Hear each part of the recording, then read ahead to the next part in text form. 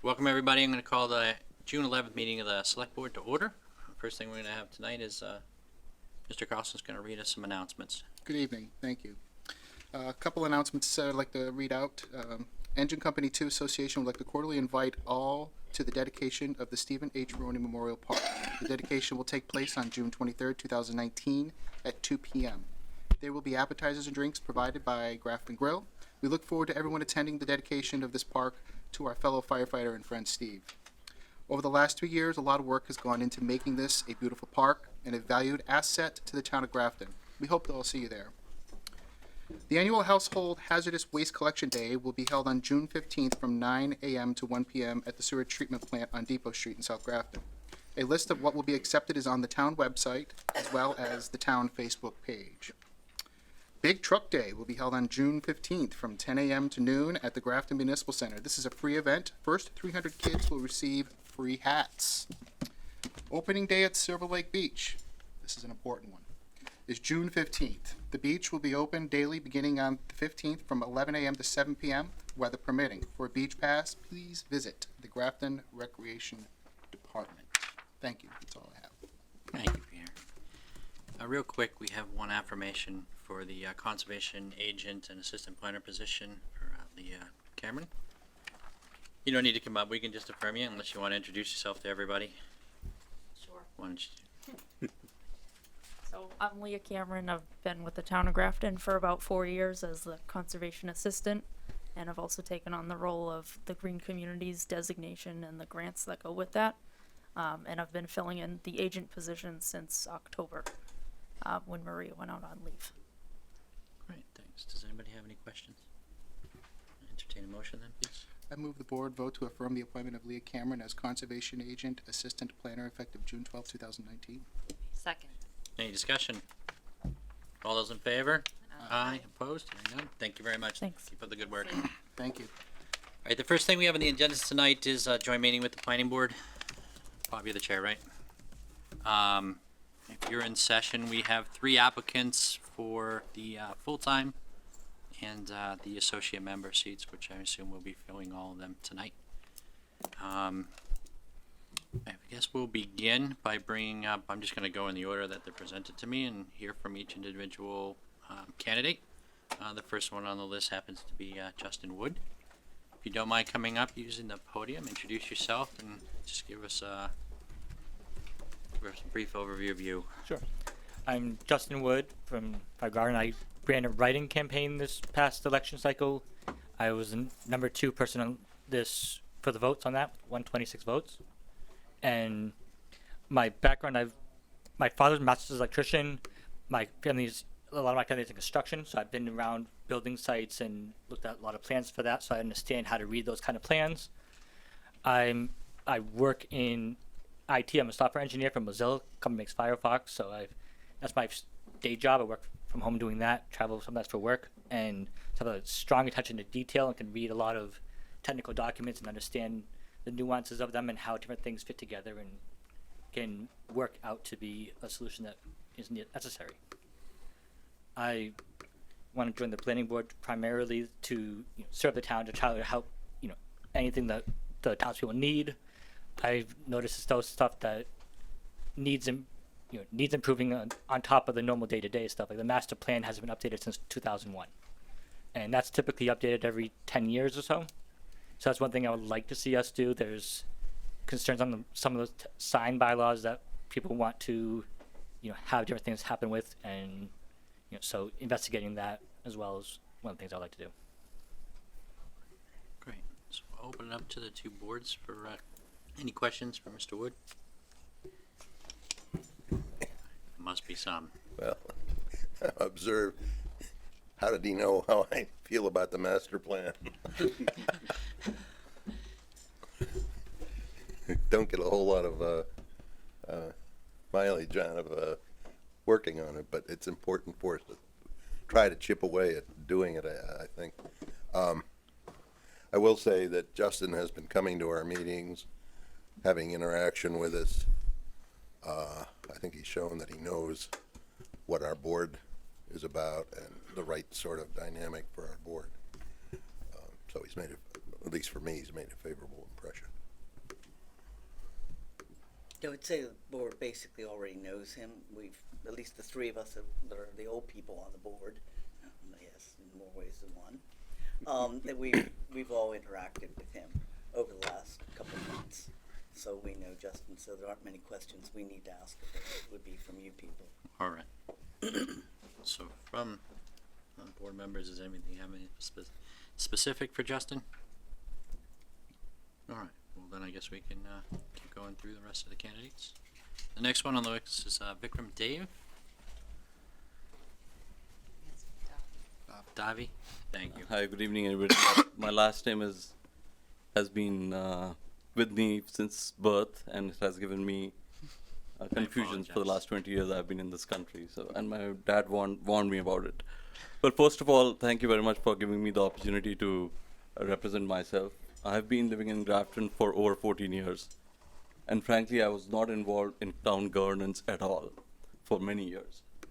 It was one of the scout meetings I came for the school committee, and when I saw the budget and the numbers, the projections for the next 5 years, I was really appalled. I didn't even realize that the town of Grafton was financially at walking a very tightrope. And since then I've been attending the town meetings, and making myself visible and at least more involved. I have seen many changes in the town for the last several years, like the new high school came up, the new police department came up, the fire station came up. One of the very good things that happened was the electricity rates that were negotiated at a collective rate. I think that's very good for the town residents. But looking all these things from afar, I thought will not make a difference. I thought it's really getting your hands dirty and being part of the committee or part of the working committee that makes people involved, and you can really make a difference. I think that's what my intentions are, to join the board and bring an open and positive mind to that effect. I work at Partners Healthcare. I've been here, I joined recently in 2017. It is a non-profit, so we do understand how budgets and how the finances work and how tight it can be and what needs to be done to be to be effective and have the ship floating.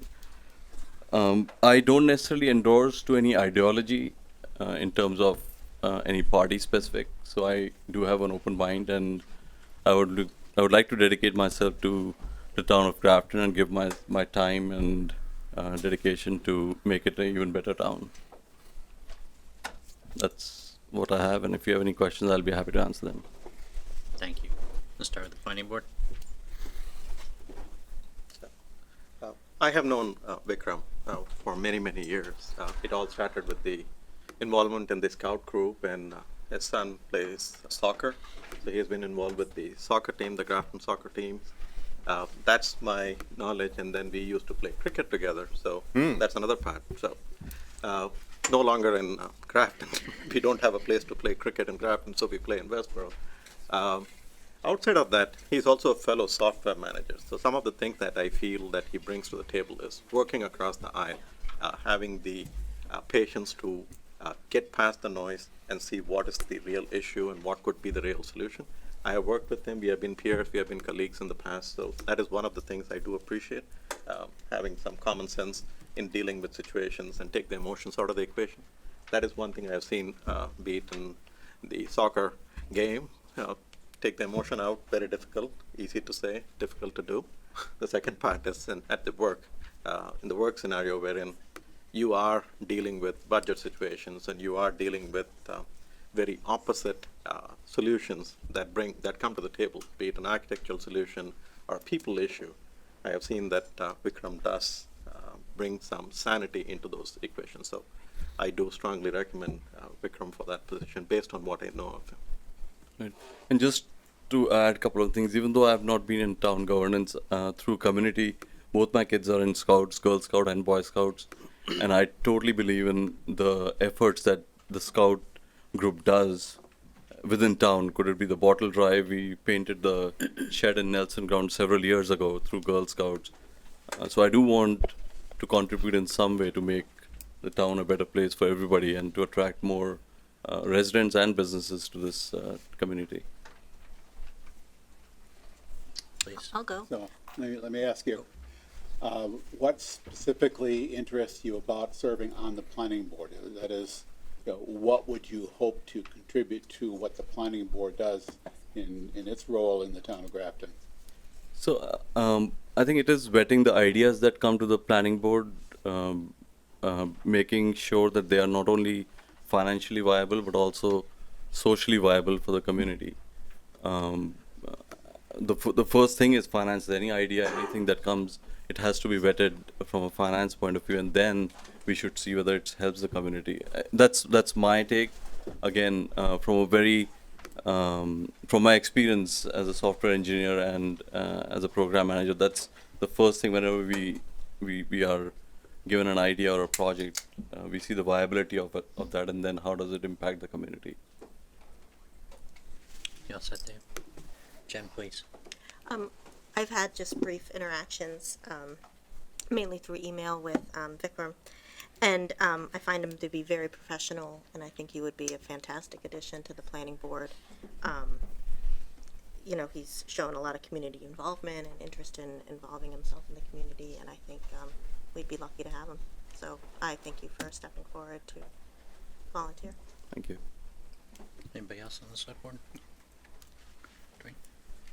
Thank you. Thank you. All right. Thank you. Now, last but not least, Dennis Perrin. Good evening. Thanks for the opportunity to come before the board this evening. My name is Dennis Perrin. I'm from Millbury Street in Grafton. I've been a lifelong resident of Grafton. I'm interested in the position of the planning board because we were looking for volunteers.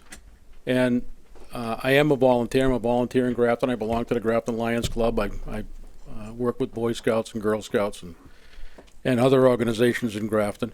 I've served on several multiple member bodies, chairman of two, both charter commissions, the original one and the recent charter commission. I know how a multiple member body works. I know how to work with people within a committee. I have some concerns in Grafton, especially being on the Economic Development Commission. I've heard a lot of things about the lack of businesses in Grafton, and I think our future in Grafton is to bring business to Grafton. And I think one of the better places for me to do that, or to assist in doing that, would be on the planning board. I think that a couple of our priorities in Grafton right now is affordable housing, the needs for affordable housing. And I think that we need to look at zoning to make that easier in Grafton. I also think one of the priorities is that we review our existing sign bylaws. They've become a little antiquated, and we've recently had some hearings at the Economic Development Commission with business owners regarding some of the sign bylaws and the restrictions that are put on them for signs. So I think that's something we need to look at the planning board as well. I also support the governor's the governor's new the housing choice initiative. The governor. I think that his housing choice initiative is going to help us in the area of affordable housing. So I ask for your consideration, and I would love to serve on the planning board as a member. Open up to the planning board first. Questions from Mr. Perrin?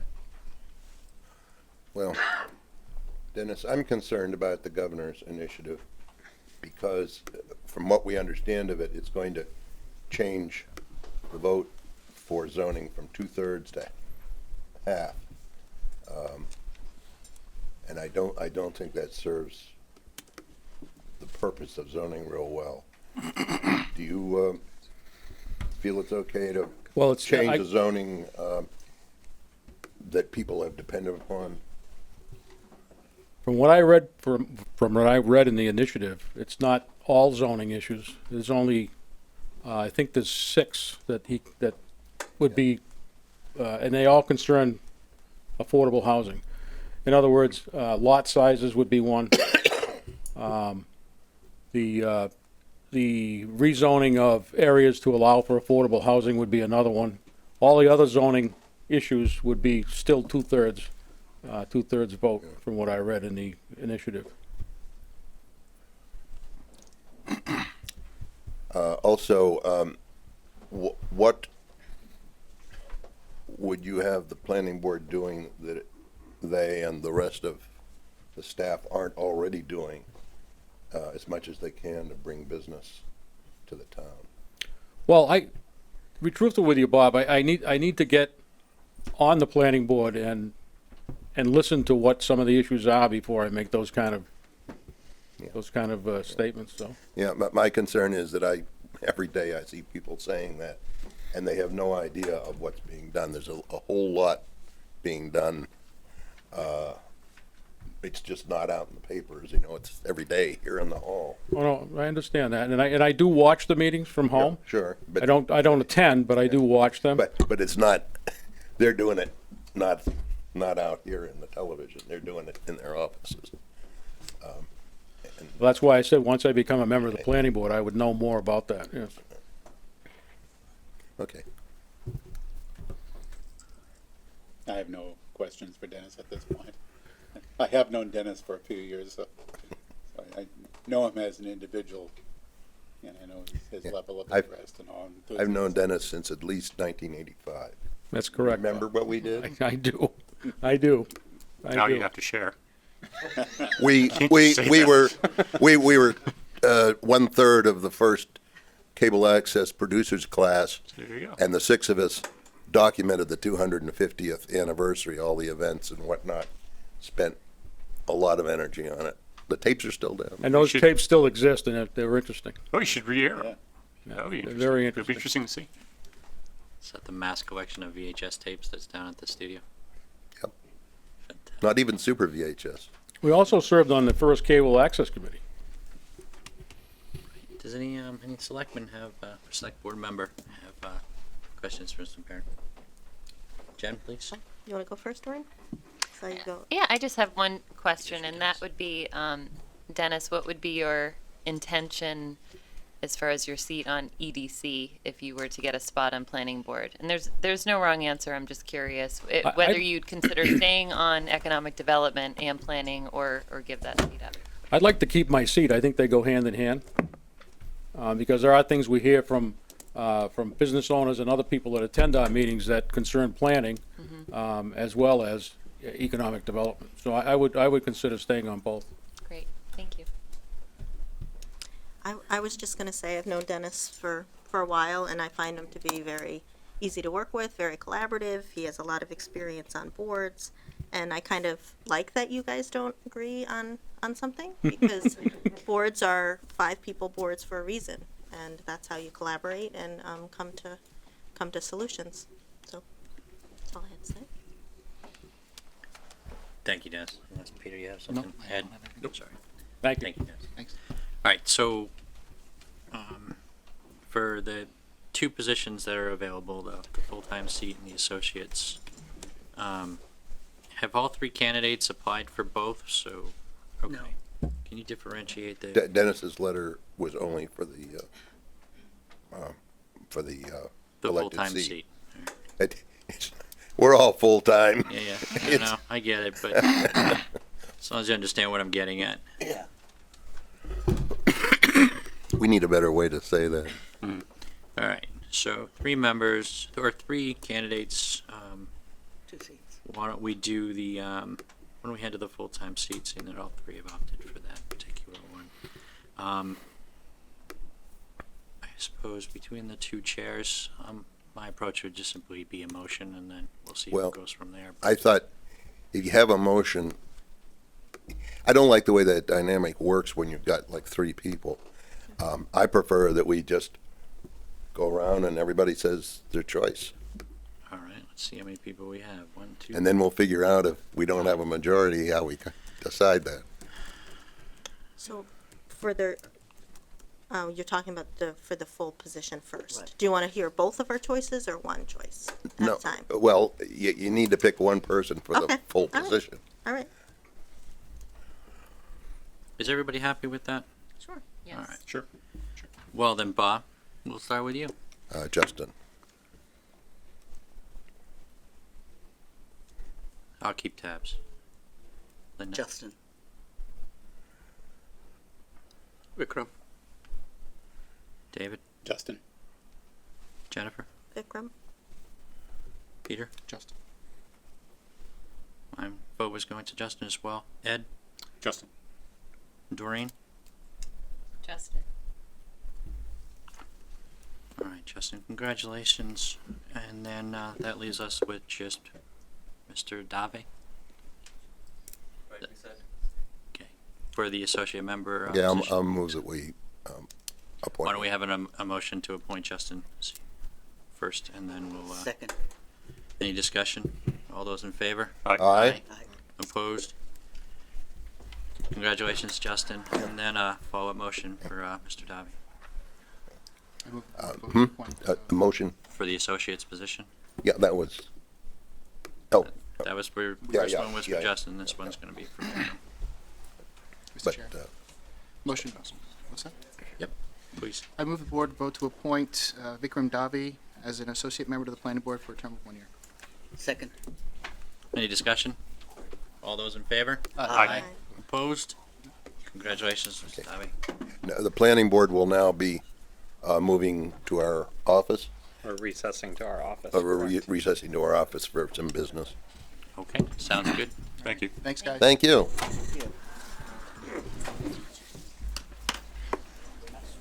Just gonna give him 20 seconds to move out.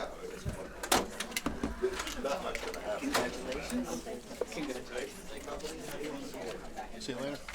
Yes? Lovely to meet you.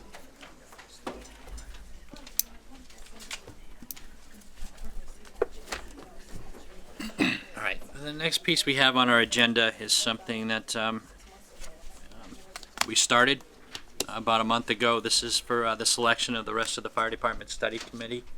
There's 5 positions that we need to appoint tonight, broken down into 3 firefighters, 1 from each station preferably, or is that by charge? That's by the charge. All right, and then 2 leadership positions from the list of applicants. I'm going to read off the applicants that are on the list before me, just for a roll call. Nick Child, Eric John, and call out for me, would you? I can see about to this row of seats, and that's about it. Brian. Thank you very much, sir. Rick. James Braun. Yeah. Bob Egan. Yeah. And then Eric. Yeah. Brilliant. Okay, so the only one we're missing is Eric. Okay. Who's your most recent one? Yeah. Yeah, we had one And there's late. one that was a late applicant. run, and you're gonna have to help me pronounce that one. Shemako. Shemako? Thank you. First name? Bob. Bob, okay. Thank you, Bob.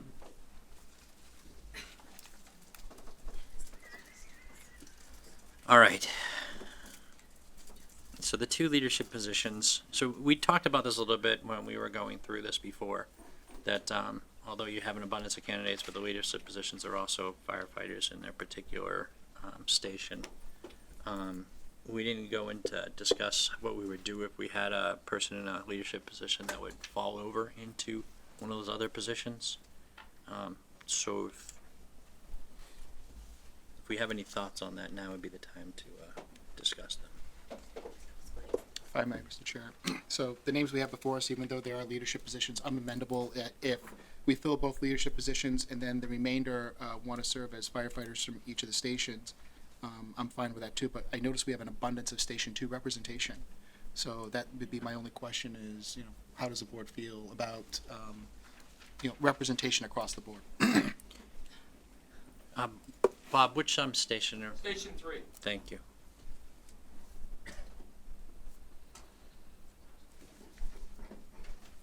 Yeah, currently we have only one candidate from Station 1.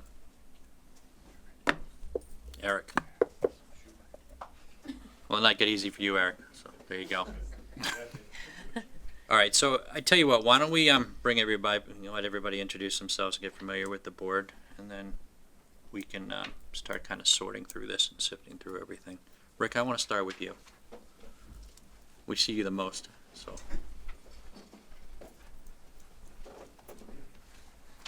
Rick Lane, 19 Ferry Street, South Grafton. I'm a member of Grafton Fire Department Station 3, captain. I've been serving for 46 years. I've been very interested in this committee since the establishment of the study. Our main thing is to get it prioritized to what we need now, what we need in the future. As my years of retirement are coming up quickly, I want to leave this department strong, as it's always been. So those are my goals. Thank you, Rick. Appreciate it. Bob Egan.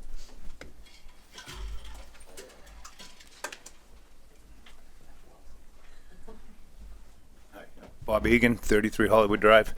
I'm the captain of Station 2. I've been on the fire department for 27 years and kind of pretty much echo what Rick said. We want to move the department into the future and make it stronger.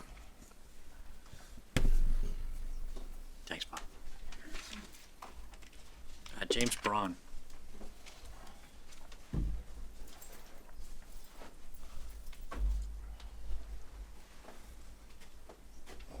And I apologize, just stop me if you have a question. I just wanted to, as I'm blowing through these names. Rolling through it. Yeah.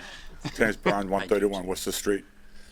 Lieutenant at Station 2. I've been on the fire department close to 40 years.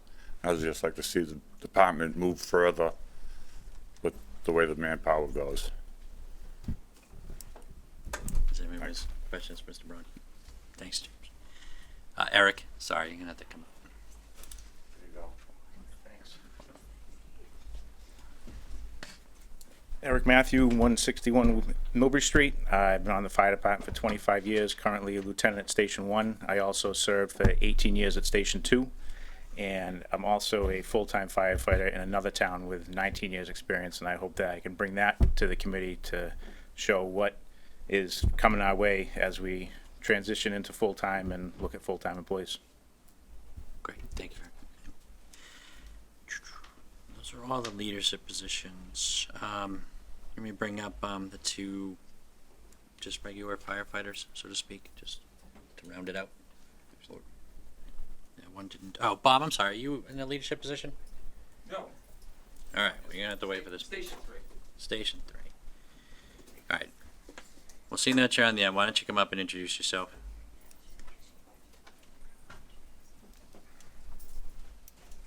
I'm Bob Schmako. I'm a newbie to the fire department. I've been on 10 years here.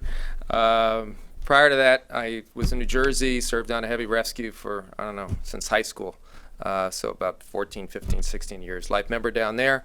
I did a graduate study when I was in grad school, basically looking at the same kind of issues that you have here, which is having a department that how can we maintain a volunteer service. In New Jersey, volunteer is very strong. It wasn't as strong as when I came to Massachusetts. There isn't much difference down there how they're respected between paid departments and volunteer departments. The great thing here, we had a call department. I think this is a really strong and a great organization. I'm really proud to be a member of it. And I just felt that I could add a different perspective. I worked in local, state, and federal government, so I kind of have a hankering for municipal stuff, and I thought I could be a good help to you guys. Thanks, Bob. Thank you. Mr. Chow?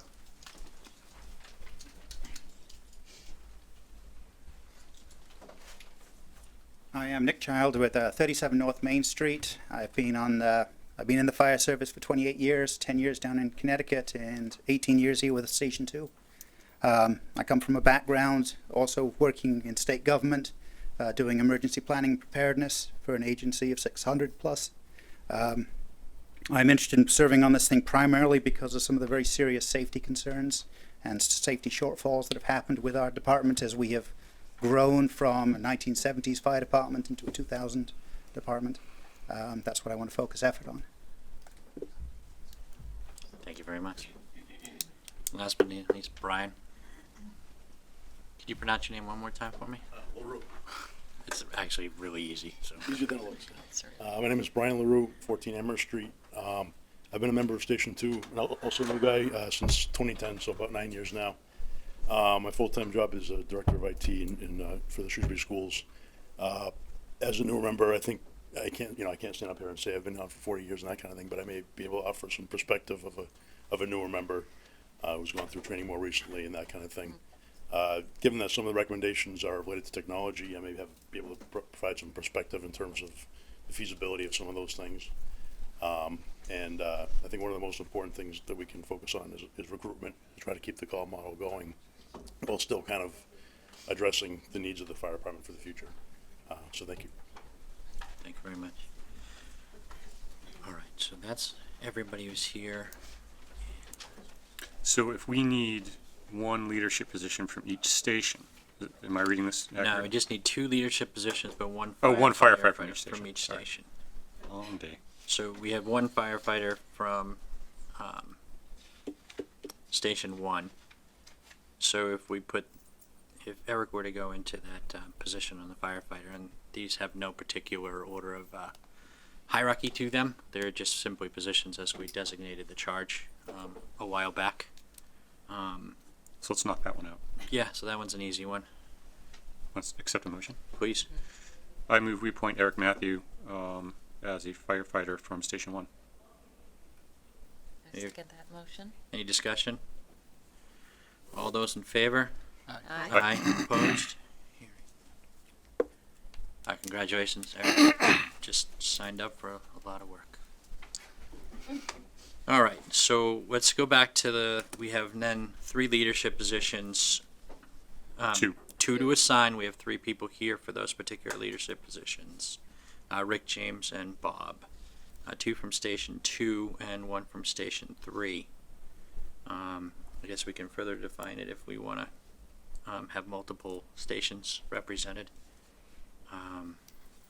And stop me if you want to discuss how we approach this a little bit.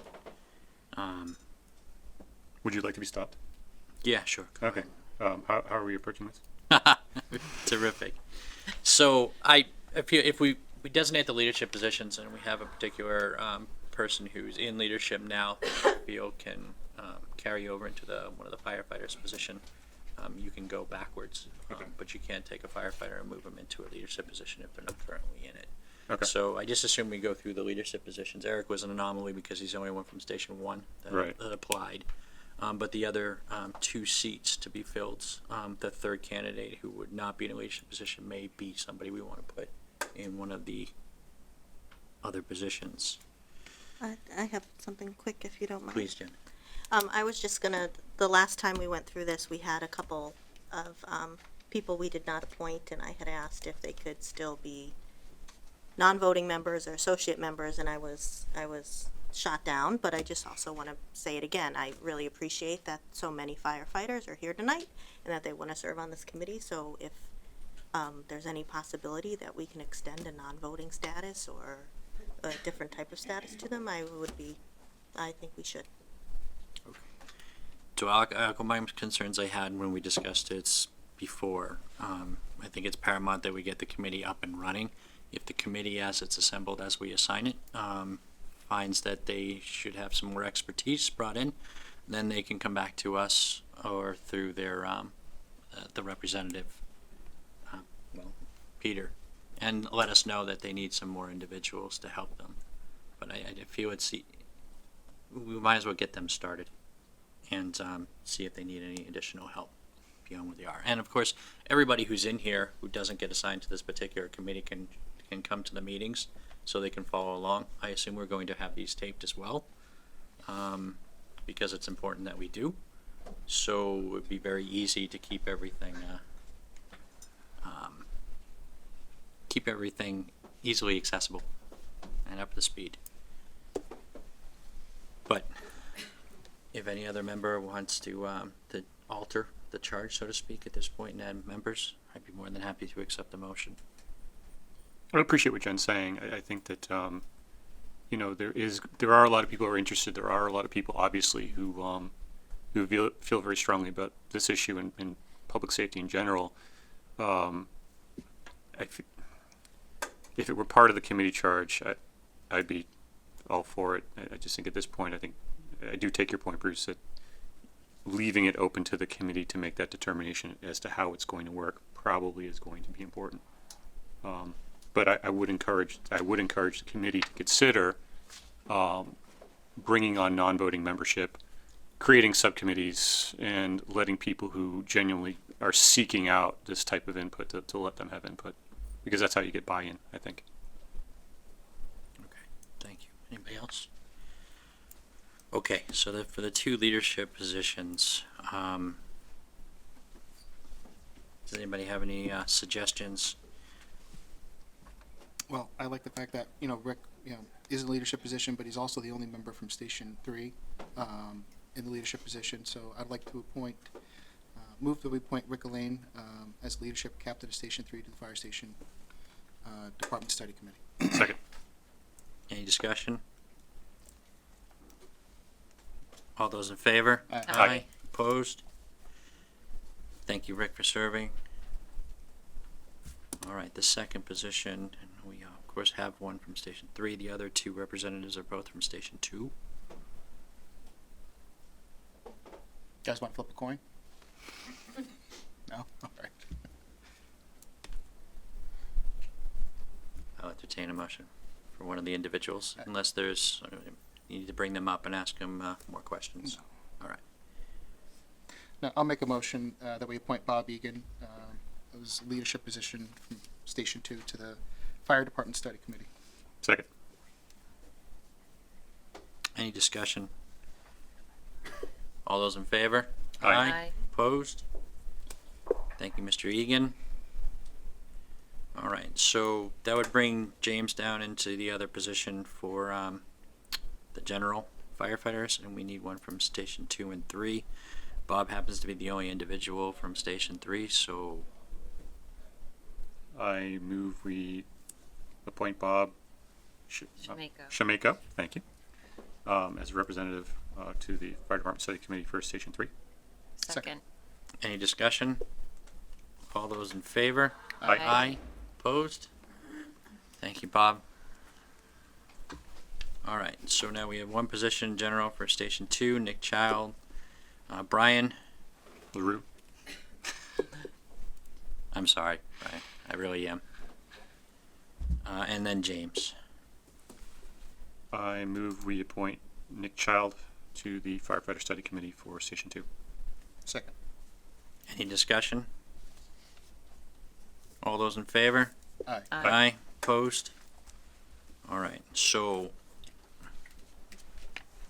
I'd like to thank everybody for coming out. There are very, very few committees that we get that have a multitude. Most of the time, we have to actually go out and find membership. I want everybody that entertained coming out today to stay in the loop. As Jen has suggested, non-voting membership is still going to be instrumental as they go forward. And perhaps what Ed said, forming subcommittees and finding pieces of that study as they start to digest it to make sure that they have a full understanding of it. And that might be going outside of the committee to find those pieces. As for right now, we really wanted to get this thing moving. So bear with us as we put the rest of the pieces together, and then we have a full assignment now. So we can start setting up agendas and getting dates scheduled to meet. So I appreciate everybody coming. You're more than welcome to stay with us for the rest of the evening. Unless we want to do some more discussion as it stands, or okay. So we do have some more pieces to the agenda tonight that might be entertaining to, we don't usually have a full crowd. So if you want to hang out, if not, I'll give about 30 seconds for the room to clear out. Looking for what? Can we, It's $5. can we resign Ray from the Emergency Management Director's position? Sure. I move that the board vote to accept the resignation of Ray Mead from the Emergency Management Director position, and that we send a letter of thank you for his multiple years of service and dedication to the town's safety. Here, a second. Second. Any discussion? All those in favor? Aye. Aye, opposed, hearing none. Ray, you are officially resigned.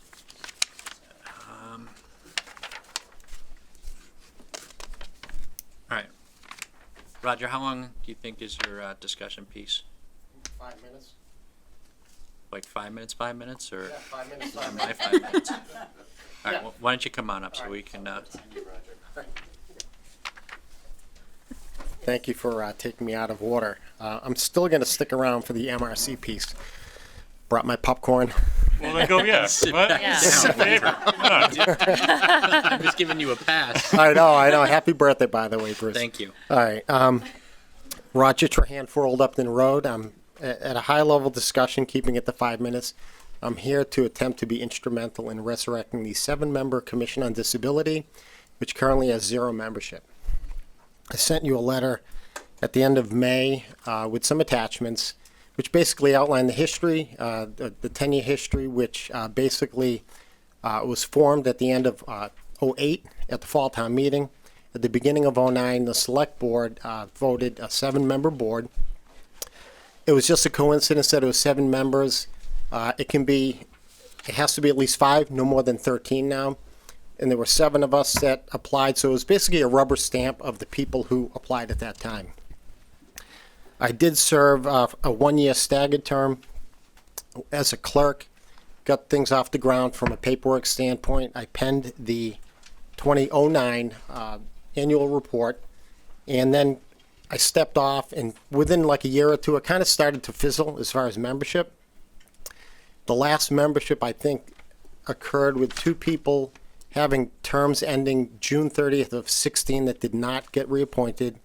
So basically, the commission exists on paper, but it has no membership and hasn't met in, I don't know, maybe 2012 or even before.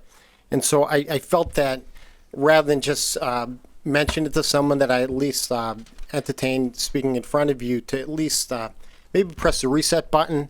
And I think the timing is good because I know this board is really looking into who is really active, who wants to serve on boards and committees and will maintain active membership. So I kind of consider this a no-brainer, but I kind of play defense with my attachments to kind of resell the idea of a commission on disability for full inclusion in all aspects of community life. So rather than get into the detail of the letter and the attachments, I guess, does anyone have any questions or objection to basically pressing the reset button and advertising the 7 positions?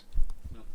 All right, that's pretty easy. Okay, the thing I would mention, a couple of points that I don't want lost, is that the Mass General laws do, and I included this in the attachments, majority of members have to be a person with a disability, and 1 person has to be a member with an immediate family who has a disability, and 1 member has to be either an appointed or an elected official in town. So there's kind of like the strict membership that I think in good faith, if enough people apply and they may not meet that exact criteria, you may want to appoint them to the committee, but I would be careful as to how you advertise who you're seeking, in that the intent is to have a majority of people with disabilities on the commission.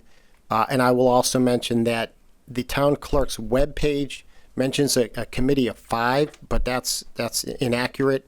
It was formed as a committee of 7. I'm not aware that the select board ever made a change to the membership.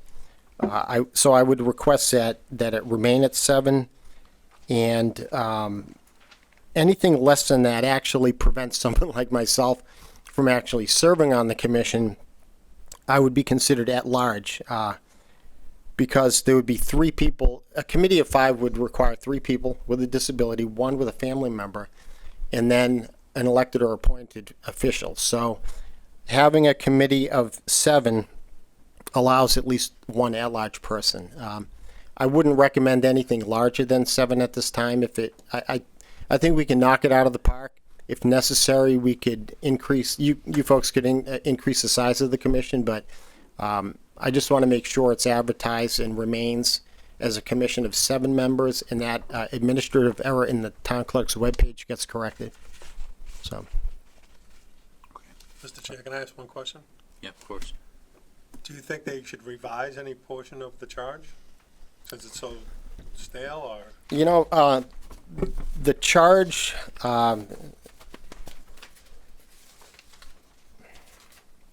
with me here. All right, the charge was, the mission of this commission is to assure that all people in Grafton have an equal opportunity to participate in all functions involving living, working, and enjoying recreation activities. The commission will work toward this end by informing, educating, monitoring, and advising the public, including the business community and town administration. So, I wouldn't recommend lengthening it or shortening it unless I'm missing something. Do you have any? I just wanted to know if they Right. should consider that when they Right. re-advertise. Right. It's the reason why it went stagnant before. Did you lose membership, or we just could never retain? Well, I think what happened is Cynthia Levine, who really gave a great effort in the first couple of years, starting in 08 and through like maybe 2010. She was the effort behind this, the impetus behind it, and she did a great job. She's since moved out of town, and there was some other personal items, things going on, and so without her leadership, it kind of just, I don't even know if there's any meetings that occurred after 2011, and so it's been stagnant for quite a number of years. And I will add that all the meeting minutes disappeared from the webpage except for the 2009 annual report. And that is also the case for many other commissions and committees where things don't go back further than 2014 for you folks. 2013 for the annual report. That's just a side comment.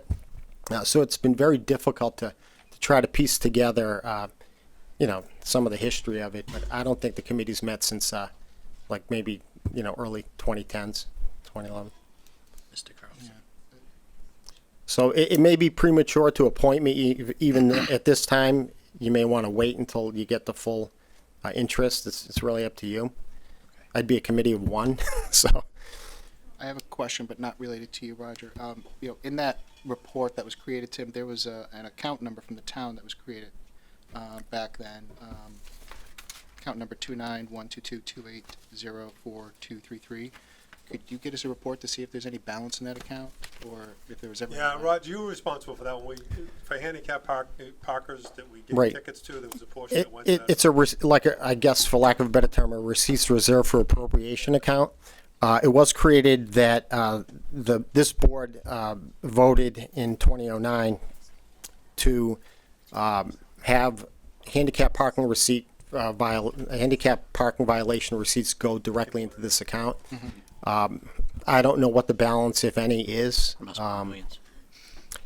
But it's certainly worth looking into. I know the Mass General Laws requires that the either the accountant or the treasurer collector give an annual report to the state and the select board regarding the status of that account. But I guess if it had zero balance, it may be a moot point to have done that. So, We can get the balance. I mean, we just yeah. Curious.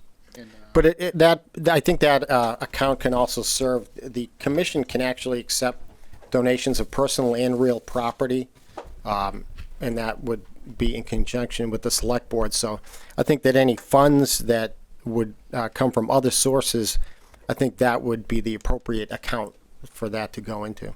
So. Roger, can you walk us through some of the value you see in this? I mean, you're going to be taking this on. Yeah, I know that among other things, and even just one example, state grants for disability improvements. The state gives extra points if you have a commission on disability, and I assume that's an active commission, not just one on paper.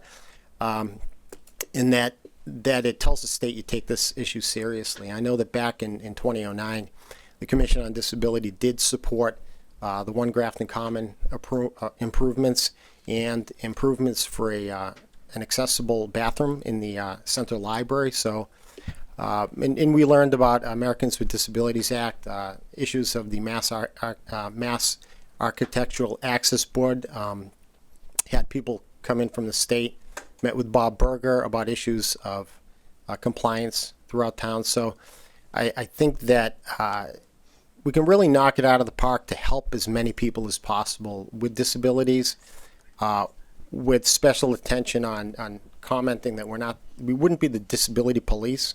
I think the state, who may come down and may call attention to maybe deficiencies, it would be a more amenable relationship with an active commission on disability than without. So. Does anybody, any issue with him just starting forward, trying to get some membership active on this particular? I know we have one person in the audience who's already interested in being on the commission. You're gonna be hanging out anyways, as yes, you said. So Yeah. we'll hold you to that, and Yeah. hopefully you can meet up with them afterwards. Yeah. All right. I know it was 10 minutes, not 5, but I'm done But for the night. it's 5 of my minutes. All right. Just an action item, I'm sorry, that Tim's gonna post and re-advertise on the town webpage for the membership, or are we waiting to get back on? No, See why not? we're doing that, right? Let's go for it. Right. Yeah. Yep. And so, I mean, it's up to you whether you want to take a vote tonight on putting me on, or just waiting until the whole slew of candidates comes together, including myself. But that You're led. not on the committee anymore from. No, mine was a 1-year staggered term as an elected official when I was moderator, and so yeah, I chose just that 1 year. So. Then just for, I don't see any issue with you being on it, but let's Right. get it posted first. Oh, okay, that's fine. And then I'll put you on the next agenda. That's We'll fine. assign you. All right, thank you. I think we actually run it on the policy for 2 weeks before we bring members back, so it won't, there'll be a term if we get it up tomorrow. Right. I think it runs for 2 weeks if I remember the policy. That's fine. That's fine. So I don't know if you would require me to apply again, but my letter didn't indicate specifically that I was looking to be on. I can apply. Yeah, I think that's. You don't need to go for any extra effort to get yourself on. You've All already right. done that, so just let us handle that, but let us get it posted. All right, sounds good. And then we can make sure we have the charge updated and on the website. And all that information's in the packet that I sent. All right, thank you so much. Thank you, Roger. Thank you. Thank you, Roger, for bringing it to our attention too. Thank you. All right, we just want to go through some of these. Actually, there's really not much left, is there? We have the annual appointment list. We're going to pass over that for now. We have a lot of people in the audience, which I assume for the next discussion item we're going to have. So we'll wait on correspondence as well. We just have a 1-day beer and wine. They're not here tonight, though, are they? They are not. Conservation? We already did that. Okay. Before Celia could go home. All right. Does anybody have? This is the Aaron Epps Hours. This is for the farmers market. Yes. Yeah. Okay. Does anybody have an issue? This is something we do pretty much every year. Nope. I entertain a motion to approve it. So moved. I just can't find the page. I move the board vote to approve the 1-day beer and wine license for Airnop Cellars for June 19th, 2019. Second. Why, thank you, Jen. What? Why, thank you. Any discussion? All those in favor? Aye. Aye. Aye. Opposed? Hearing none, passes unanimously, and we will wait on the, is people here from MJ's Market? Yeah, they are.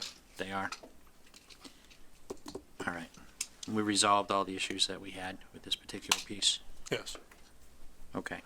So we have a host agreement before us. MJ's Market is here. Yeah, why don't you come up, please? So as they come up, just remind the board that May 7th, that they will be before us for a grow facility at 13 Centennial Drive in Grafton. We've been negotiating ever since, based on the board's recommendation to me. So Brian Foley, Brian here? Yeah. Can answer questions. The long and short of it, I think we laid it out in the report. There's an impact fee, there's mass, state tax of 3%. The revenue, if everything were to be in, the best case scenario, per year for impact and tax would be about 300,000. So it'd be good cash flow. They need this step before they can go to the CCC, and they have to have a public outreach meeting, either at or around the location that they're considering. This is under the same, you guys can sit down if you want. Thank you. It's not gonna be long, but, when we discussed this before, seeing that we have 2 host agreements that are currently signed for, dispensaries, we can sign as many of these as we go, and it's kind of a race to the finish line, understanding the lag in the CCC and, the time it takes to, get one of these things developed. Just as long as everybody's under that understanding, and there's nothing in this particular host agreement, I didn't see anything, but that would designate that they would have this over some other person who came before. The only thing they have is a building, where Machete has no building built, so they're a little bit behind. And has anything transferred for the other site for DeCaros property? Not that I'm aware of. Okay, so there's been no conveyance there either. I don't know if there was or there wasn't, I don't know any. We haven't received notice about their public outreach meeting yet. Okay, which you assume would come directly after conveyance. All right. Does anybody else have any questions for the 3 individuals? Jen, I do. please. Hi. Hi. Thanks for coming back. Thanks for The having last us. time you were here, we were unsure of retail sales in community business, and we had town meeting, and I know you guys were really interested in having a retail, not at the Centennial Drive location. Are you still interested now in having retail at Centennial Drive, or is it only going to be a grow facility? No, it would be for all 4, for Okay. Cultivation, processing, medical, and retail. Okay, so you're still interested in retail at that Absolutely. location, At even though 13 it's Centennial, not your first choice. It's not the first choice, but it's a wise choice nonetheless. Okay, thank you. It's good to have a building, having all of the same in that same building is good value to that. Okay, thank you. You're welcome. One thing I'll mention is initial projections do project more than 300,000 too, upwards of double of that. Yeah, we just use a round number. Okay, Say very it might good. be- We'll see what Projection. It could be you guys enter the Projections, market. for sure, that's a It's a concern. long, with us. long battle ahead of us. Yeah.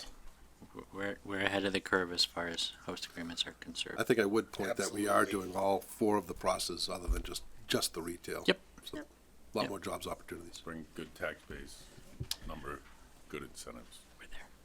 Okay. I'll entertain a motion, please. I move the board vote to sign a host agreement with MJ's Market to be located at 13 Centennial Drive in Grafton. Second. Any discussion? All those in favor? Aye. Aye. Opposed?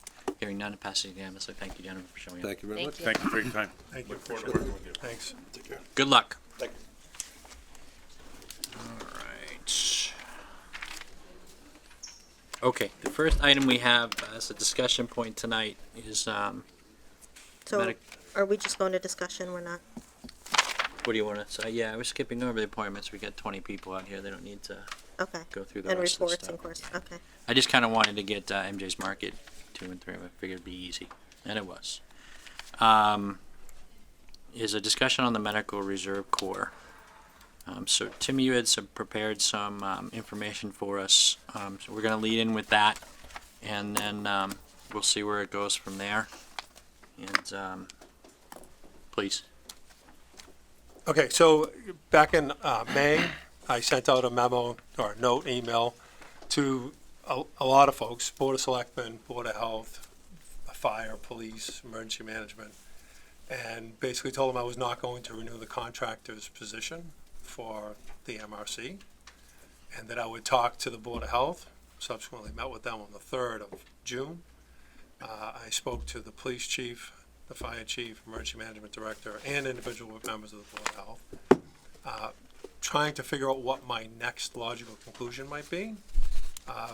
Not having a contractor in place and the deadline of approaching July 1. My recommendation, and I put it out there to the Board of Health on the 3rd, was to go back to the city of Worcester. They made a recommendation to me to call the communities that had newly joined to see what they would want to do. And peeling this onion, I learned a lot of things relative to membership in an MRC. And they're not very well defined from a federal standpoint or a state standpoint of what requires membership. So looking at and calling individual communities, town managers, town administrators, asking them what they know about the MRC, they gave me a blank stare or I don't know what you're talking about. And that's what I shared with the Board of Health on the 3rd. So that caused other concerns for me. As I approached the July deadline, we're not there yet. The city of Worcester used to have the MRC. I thought it logical because they have volunteers of about 400 people. If you make a volunteer call for an emergency, you might get 10% response. We have 126. As of the federal report that we looked at and called the federal office Friday last week, maybe it's Thursday, and talked to Jen, there was 126. I think Lindsay reported today to you that there was 199, so it might be higher. But when you only get a 10 or 20% response rate for volunteers, I thought a bigger pool of candidates would be better than a smaller. So my recommendation was to move to the city of Worcester for MRC purposes. With the Board of Health's recommendation of calling around, that's when I learned that there was no single point of contact for the 16 communities, which some of them there were, but many of them they weren't.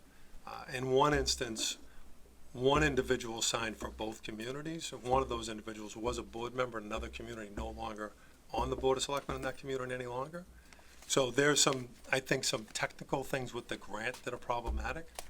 I did ask the communities that I could reach out to someone who knew something about the MRC, whether they wanted to host and be the host community for Greater Grafton. Upton was not an original member. They do have interest, but they are non-committal. They want it to just stay the way it is. As does Northbridge. Westboro, I asked Christy a few times, but I've gotten no response, and she's busy with other things. Northbridge certainly wasn't aware of it, but wants to keep it as Greater Grafton MRC. And Sutton is the other member. Again, the manager there didn't know. They all know now because they know they went to their boards of health. They've talked to those people that have an interest in Greater Grafton MRC. From a numbers perspective, I still think it's a better idea to have a larger pool of candidates that are trained, which could be the same pool in addition to the pool in Worcester. People at the Board of Health meeting made mention that they didn't identify with the city of Worcester, and they thought it'd be better to keep it here. We can do that. We can keep it in Grafton. I think it's the wrong move because of the numbers perspective, but that's kind of the sense I got from the Board of Health. And I'm more than happy to take that on myself and make sure we can get all the deliverables done in the grant in this particular template for the budget period from July 1 to June 30, 2020. But that was the long and short of it. So has everybody on the select board had the opportunity to watch the Board of Health? I know there was missing about 20 minutes of it when it was taped, but as far as the last 40 minutes of that particular meeting, it was all there. Yep. Everybody had a chance to see it, like I mentioned last week. Yes. All right, so just for some logistics of it, for entering into the MRC, the grants, the role of this particular board is to sign on or off, so to speak, on any decision to remain part of it or anything that we go forward. And I don't remember how we did it in the past, and perhaps it was before I was on the board. I did have Nancy do research to see who voted what to join. Okay. There wasn't a lot of good information there. There might be other institutional knowledge in this room that might give you more clarity. All right. But in terms of members joining after the original 4, including Grafton, there's no definitive. People say I'm a member, and it didn't matter who that community was. I have one from a police chief, one from a member of Board of Health, one from a Board of Selectmen member, So the membership as it grew, there's no definition around that. And we did ask the state, what do we have to do to decertify or be dissolved to another community? And it wasn't clear whether that was the Board of Selectmen or it was us, but that was the question we had asked. All right. It's safe to assume that the chief executive body should probably be the one that decides these type of things, though. Yeah, but there's no history from 2006. Okay, well, we can make the history as we go, though. Peter? Yeah, I just wanted to add, so I asked some of the people who were around back in 2006, and it was the Board of Health that really ran this initiative. It was post 9/11, as you read the history of the MRC. It was to come up with, obviously, a group of volunteers to be, in effect, to help medically needs in communities. So it fell naturally under the Board of Health at that point in time, and I do believe that the Board of Health should be the leader, or at least advise us as a Board of Selectmen as to what it wishes to do. I was at the meeting the other week. There was a lot of confusion. There was a lot more questions, I think, that came out of that meeting than there was answers, other than that there was still somewhat of a general interest in keeping MRC here in Grafton. And after reviewing a lot of the history and just what the MRC is about and how it plays a role in managing and staging volunteers. These aren't paid people, these are volunteers. These are people who are trained to come out to assist in need of large, massive medical needs. That I believe that, although Worcester does have a greater pool of volunteers, I believe the volunteers that Grafton and the other surrounding communities have developed over the years pertain to the needs of this area a lot better than I think Worcester does. So, in knowing just the history, and I think the Board of Health spoke to it the other week, I believe we should probably take their consideration under advisement. Mr. Chairman, Yes, right, can I add to that? please. I watched the Board of Health meeting twice to make sure I got all the information I needed. And one question that came to mind that I asked, that I'd like to ask anyone in the audience here who can answer it, is why did we leave Worcester in the first place? And I think that is a valuable question to talk about, because if we left, there was a reason why. And we broke off to become Greater Grafton. And if someone can answer that question for me of how and why we expanded from there, it'll give me a little more understanding of the history of why we did it in the first place. I assume that's you, Karen, that can give us Thank that you. insight. Karen Glazowski-Govan, Chairman, Board of Health. Grafton was never part of Worcester. Grafton started the MRC themselves. Okay. So that's a misconception that we've ever been part of Worcester. Other towns have been part of Worcester that are now part of Grafton. Grafton started its own MRC. Thank you. Thank you. I would say just hang out up Yeah, there. hang but- out I know. up there. I don't know There'll why I be- said There'll that. be follow-up questions to that. So, so Karen, when Grafton MRC began, my understanding is we took on 4 communities: Grafton, Westboro, Sutton, Northbridge. Correct? Originally, we started just us. Just us. And then Okay. we added on. Okay. And then we've added on since after the FEP Region 2 asked us to. Okay. They specifically asked you to? There was a vote Okay. Okay. amongst the And community. so how many communities now? Now 16. There's 2 that are pending their letters. Okay. And has there been any discussion within the MRC or the Board of Health to talk about how much Grafton can handle of this growing? So I'm in favor of keeping this in Grafton. My concern is, having this continue to grow and Grafton not have the capacity to manage it from the little I know over the past week. So if you can just explain, obviously more volunteers is better, right? Growing is better, but we're not the city of Worcester. We don't have, the arm of the Health Alliance or things like that Tim have mentioned. And I'd like to hear your point of view on that. So over time, we've gotten more and more grant funding. When we took on the additional 12 communities, the grant money and the matching FEP funds actually increased, obviously, to allow more resources for pay and for equipment for handling those towns. Obviously, that's a fairly new development, 2017, 2018, so we're still kind of getting the volunteer base up and running. There's actually, interestingly, overlap between MRC members for the Worcester MRC and the Grafton MRC. I forget the exact number off the top of my head, but there's actually overlap where there are like dual memberships. So we could have members who maybe live in Grafton, so they're on the Greater Grafton one, but then they might work in Worcester. They have family in Worcester, Right. and so they also are on that MRC. So there is overlap, so it's not two separate defined pools of MRC members, actually. Okay, so is there a cap on how large we're going to grow?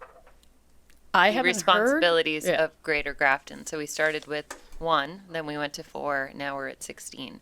So I'm just trying to hear the administration side too, and so that's kind of my point. And if there's not an answer to that, that's okay. Yeah, I don't know. Some of it's outside of our control. Like Okay. the last time, it wasn't as much that we, as Greater Grafton, when it was the smaller Greater Grafton, went and said, hey, we need more people, we need more Right. towns, therefore give us some. It was, they were looking from the larger Region 2 to restructure because there was this group of towns in more southern Massachusetts, the Bellingham, Right. Medford, et cetera.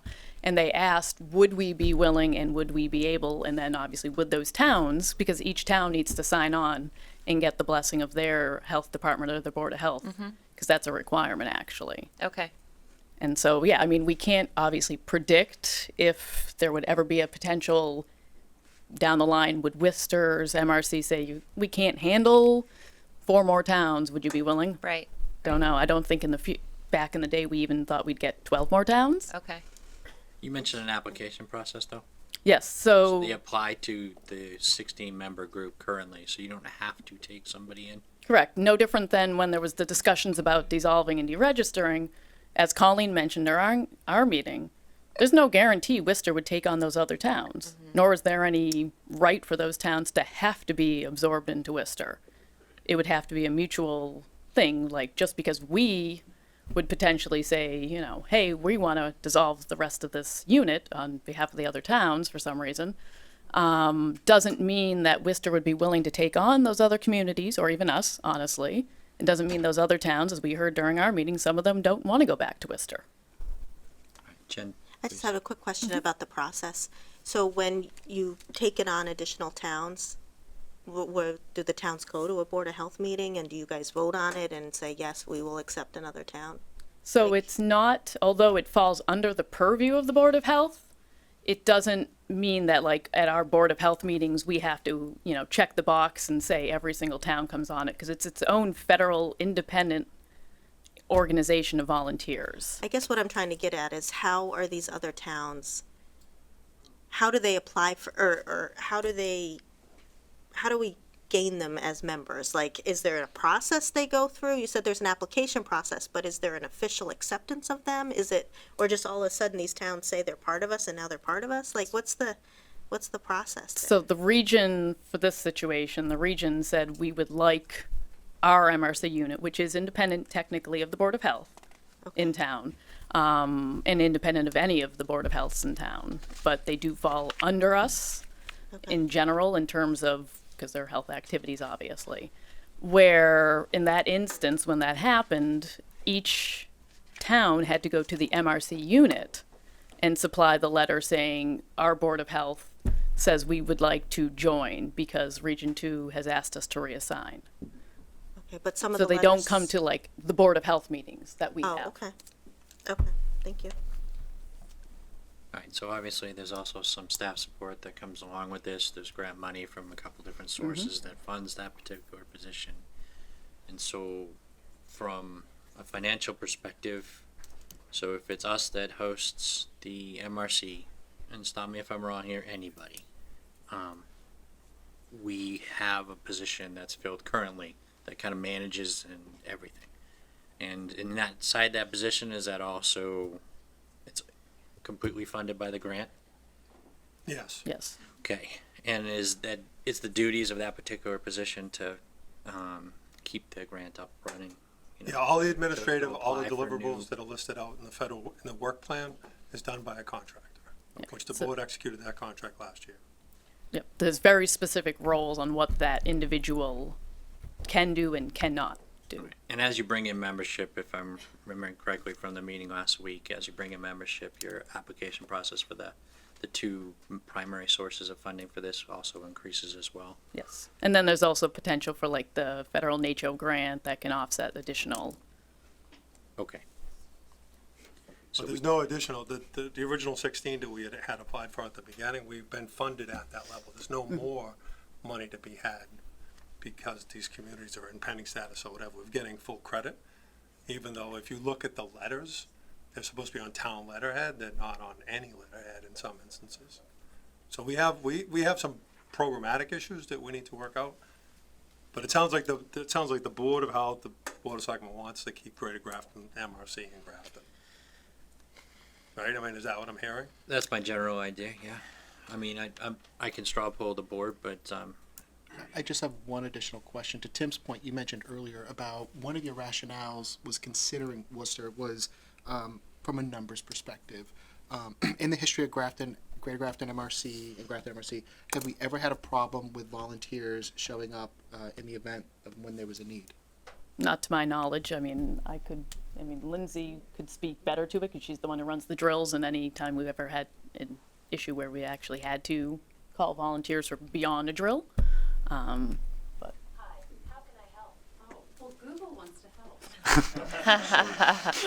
just, we are in a sad That's- state of affairs that's if we're relying on Google. just so we're not bouncing around. I say maybe I should just continue that. Google's gonna answer for her. Google, how does Google. MRC work? Just so we're not bouncing around too much, Karen, so I'm not having to go back and forth. Does anybody else have anything for I say Karen yeah. real quick? Well, I have a couple more things. If you don't mind. Yep, no, that's Let's fine. keep them stacked, just so it's not of, getting up and getting back down. Please, Doreen. Okay. So I'd like to have more understanding of Lindsay's role too, and if she wants to come up and speak, that would be that might be helpful. But just of her role as far as other towns, volunteer work, kind of what her role and responsibility is for the RMC. Just a general description. I don't need total details, just how much time does she spend on the grant? How much time does she spend with outreach? So that I would suggest Lindsay provide, because honestly, until I got my hands on a copy of the agreement yesterday, I never saw the agreement between the town and the Worcester HMCC with the contract. Okay. So I guess then we can have Lindsay come up. Thank you, Karen, very Thank much you, for the Karen. information. I appreciate it. Hi, my name is Lindsay. I live at 21 Oak Street here in Grafton. I'm the unit leader for the Greater Grafton Medical Reserve Corps.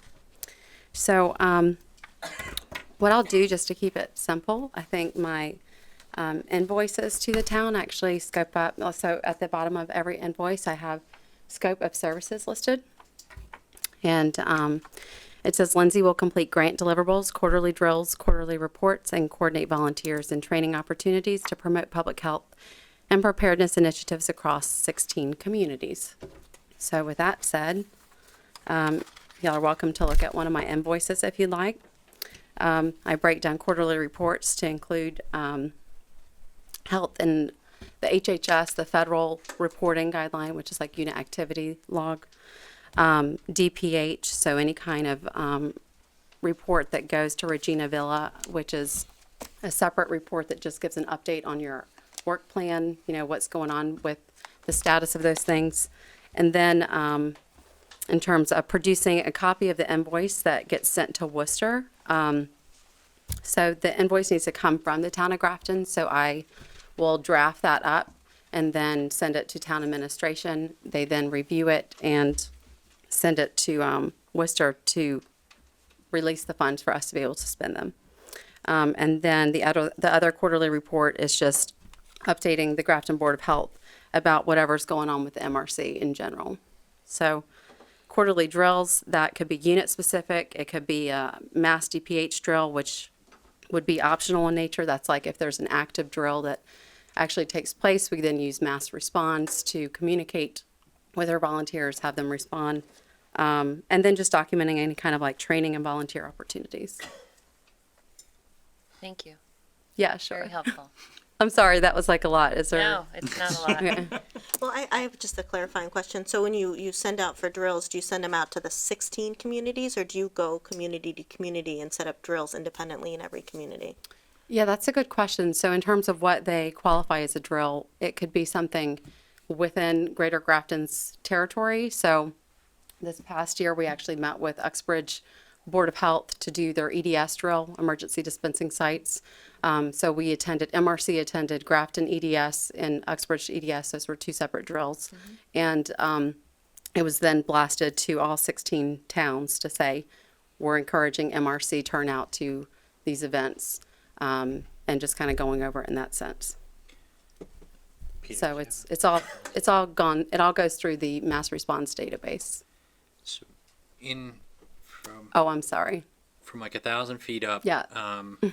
Just briefly describe what the MRC, how Grafton and the other 15 members of the Greater Grafton MRC, just briefly describe what it is like for. You know, what do we get out of it? This is more for people at home. You know, this was pretty well clear at last week's meeting, but I just want you to give us kind of like the sound bite. You know, what MRC does for us. And why Yeah, it's so just in general, MRC was the start of a Citizen Corps program on a federal level. And in general, it just came down to, after 9/11, realizing the value of emergency responders in terms of lay rescuers, people who are available on hand within a local community to respond locally. So, because whenever a disaster takes place, it begins on a local level and it ends on a local level. So keeping your community volunteers engaged in that sense through activities, training, drills, you then know everyone's kind of up to par and ready to respond to your community. So in a nutshell, this is essentially the idea behind this is to form a pool of semi-trained volunteers. Yes. Should a crisis come up in a particular community or multiple. I would say more than semi-trained, because we actually attract quite a number of professionals that A lot work of in first emergency responders as it management. is now. So, I mean, my number two, who I work a lot with, is actually the former Deputy Director of Homeland Security for a separate state. So he's someone that has a plethora of knowledge in terms of emergency management. That's not my personal expertise as a person, but whenever you partner and utilize community resources like that, you kind of bridge that gap. So that's where that comes I in. suppose I should amend semi-trained volunteer into just volunteer. Of a whole Say again? host of different things. Never mind, I'm rambling. Does anybody else have any questions for Lindsay? All right, so I think the general consensus I have is that we want to stay within the MRC. Is that correct? Yeah. Jen? Yeah, I mean, I still have some questions.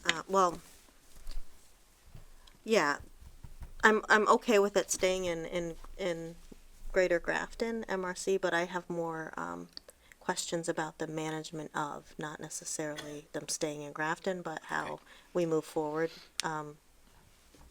with, because, you know, something is not working right, and we have to make sure everything works correctly. Okay. Mr. Chairman, I would agree with Jen. Like I said, this is I know I've been speaking out on this a lot for my second meeting, but this is an important issue on both sides. So I believe that, you know, public health is very important, emergency management is very important, and also regionalization is very important.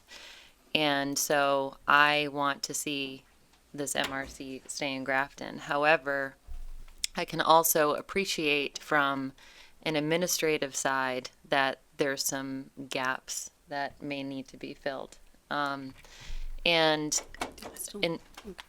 thank you, Lindsay. And in thinking about this, you know, one solution I want to throw out to the board is perhaps maybe taking this position and putting it under administration, and maybe collaborating that with other positions, such as we just appointed Leah tonight for assistant planner, and from where I work in sustainability, green communities is very important to me, and I think I'm sort of afraid that's going to drop off. So there's funding for green communities funding through the state. There's funding for MRC through the state. We also, to my knowledge, have funding through an aggregation plan add-on to perhaps fund a grant administration position that kind of handles all of this. And so we're able to kind of find a middle road here if that wants to be discussed of, maybe keeping this position in Grafton, keeping Greater Grafton, but maybe having a little more control of how it's managed. My understanding is that Becca and Tim have done quite a lot of work on the paperwork as well, and so that's why I bring this up. And I know that we've spoken in the past, or the board has spoken in the past, also about having a grant administrator position, and I thought, if we have the funding, and Tim, you'd have to confirm that, if we had the funding, this might be an opportunity. So those are a lot of good points, and I think that what is striking about this particular issue, and it's drawn so many people, is number one, how important public safety is in Grafton. It's one of the, it's sort of like a lifeblood around here. We were just in a room full of people who spent, you heard them, 40 years, 20 years, 46 years on a volunteer fire force. And now here we are, and this particular issue has energized a lot of people. But it does speak to sort of where local government is and the nexus with federal funding and state funding. Lindsay can only do work within the scope of her grant. And how she's compensated for that work depends on, the nature of the funding. And what work she does depends on the nature of the funding. And the more intertwined and complicated these things get, the more it does speak to our need for a grant writer and someone who's going to manage these funds, because in the short term, it's an expense and we can't afford that extra position, but it's sort of penny wise and pound foolish, right? To say, well, we can't afford the grant writer, so we may not be pursuing as much money as we could out there, or we may not be receiving as much services as we could otherwise from this one person who's working really hard. But before we let this issue go, I do want to say, it is my expectation that if this board enters into a contract, that we do have this discussion first from now on, before emails start being sent out to cancel the service, because it's clear from, I think, what we're all saying tonight is we do want to stay in this. And we sort of moved forward with like 1 foot out the door before we had this conversation. So I think that's important to know going forward. The other thing is, I did watch the Board of Health meeting the other night, and Jay Garner, you're owed an apology. Sorry about how you were treated at that meeting last week, for myself. Okay. All right. I just wanted to say that because Sure. Not yet. Let him finish, and then I'll open it. This is a community full of people who want to volunteer for things, and when they do and they express a passion in something, they should be treated with the respect that deserves. Okay, whether it's public safety, whatever it is, it doesn't even matter. When you come in this room, you're a person in this community who wants to contribute. So that's all I want to say about that. So I think we have a sense of where we're going. I'm fine with it. Roger, real quick, did you have something pertaining to this particular? Exact pertinent. 1 minute? Yes. Just for what it's worth on the record, I am part of MRC as well. And Lindsay and I had had prior conversations regarding suicide prevention initiatives. So a lot of times people think that it's only floods and hurricanes and tornadoes, for which MRC is pertinent as far as volunteers. But there's a huge behavioral health and even substance abuse component to prevention, just in those two areas, where MRC could collaborate with other committees, including Commission on Disability. I failed to mention that when I was up here earlier. Instead of just reactive hurricane, tornado, flood type of thing, to really call awareness to mental health and substance abuse issues, and call upon those volunteers in a more proactive versus reactive basis. So I just couldn't stress enough how this group of volunteers is very valuable. All right, and that piece regarding behavioral health and substance abuse. Just those two issues shouldn't be overlooked as far as their value. Thanks. Thanks, Roger. Did- Can I speak to that just for a moment, because it's relevant to what he said, and really quick for 1 Yeah, minute? please. Just state your name for us. Sure. My name is Melissa Lackey. I live at 14 Juniper Lane, and I am the chair for the Grafton CPAC. I just wanted to say that, to speak to that point, one of the things that she's done this year that has been amazing and proactive has been to provide this town with the training for youth mental health awareness and child mental health first aid. It's an 8-hour training which was made available to us on a Saturday. We've had school nurses who work with medically complex children with special needs and emotional problems.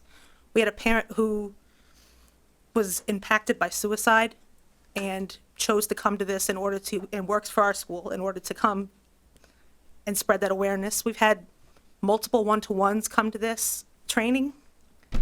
I myself have 5 children with special needs, one who attends a private high school funded by Grafton for social and emotional issues.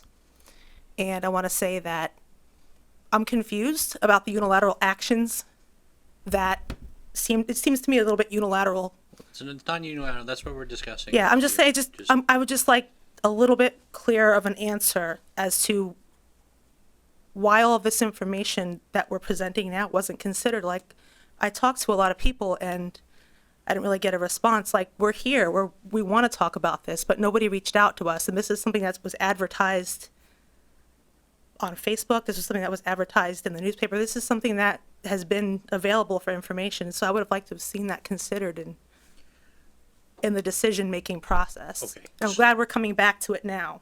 Yeah, But just I that mean, you know that's that the that point of the proactivity discussion. has happened. Why we're here, so exploring some of the values of this particular program so we can make an educated decision as a board to making sure we want to, if this is a program we want to do, who we want to represent. I mean, those are all part and parcel to what we're talking about Just here. the last thing before I leave is that one of the things we're working on with MRC this year is a readiness program for individuals with special needs, both in the schools and in our community. I think that would be valuable for Lindsay to be involved in that, and because she's, again, been very proactive in making that work for us. So and one of the reaching out to us. veins of having seen and sat through the meeting with the Board of Health last week, and some of the things I've seen in the community through all the different media outlets that we have to actually pool thoughts and get our ideas conveyed is that not only is the MRC a good thing for the town, it's also has Lindsay Fox has come highly recommended from pretty much everybody I've talked to on what she's done for the actual program. At the meeting last week, there were multiple towns that were part of this particular endeavor that spoke very, very highly of her. So you know, when I take a step back, if there's an actual problem with the with our end of it, the administration's end, I want to seek a resolution there, of course. But I don't want to see an altercation of a program that seems to have a lot of volunteers, a lot of support, and a lot of room for growth. That seems to be led by a fairly competent individual. So, Thank you. ma'am, thank you, Melissa. Ma'am, did you have something specific? Very briefly. Okay. It's the best way to start a comment. Briefly. I'm Beth Mena from North Grafton. I've been a resident of the town for all too many years. It's a wonderful town. I've been part of the Grafton MRC since its inception in 2006. And we were one of the first 3 MRCs in the state. Grafton pulled it together to make this happen. And in my humble opinion, the organization has added value and protection to the lives of our Grafton residents. Of the 65 residents, I think 65 is the right number, active in the Grafton Medical Reserve Corps from Grafton, okay? Many of us are nurses. Dan Flynn's a pharmacist that's here tonight, but many of us are nurses, and we've been a long-standing core group of nurses who have come to multiple trainings related to disaster relief and emergency management. We are ready and trained to assist the town in the event of a disaster and have also supported the town with our presence, for example, at events such as Grafton Night Out every August, flu clinics, and shelter setups during storms and ice storms. If the Grafton MRC were to be dissolved and become part of Worcester, I really feel that the members would lose interest and our numbers would greatly be reduced. It's also my opinion that many of my cohorts here and many of believe that Lindsay has done an excellent job. I know you've heard that already. But I really do urge the select board to vote in favor of renewing the contract and help to kind of straighten out the angst between between that and between the administration. I think that's just something that can be worked on for the benefit of Grafton. Thank you. For your input. Okay, so just so we don't tail off into the same discussion that the Board of Health had already had for us last week, it's kind of what I wanted to refrain from. I think my impression is that the MRC is beneficial, and I think the board is in favor of staying in the wheelhouse that we're in right now. So that leads me to the next part of the discussion. Doreen hinted on it briefly. Tim, obviously you had some reasons, a disposition to this that it could be done differently or something to that effect. I don't know. I'm trying to find where this is broken, and I don't know why we need to touch it at all. So, I mean, can it be run better under your impression, or is there something that I'm missing here?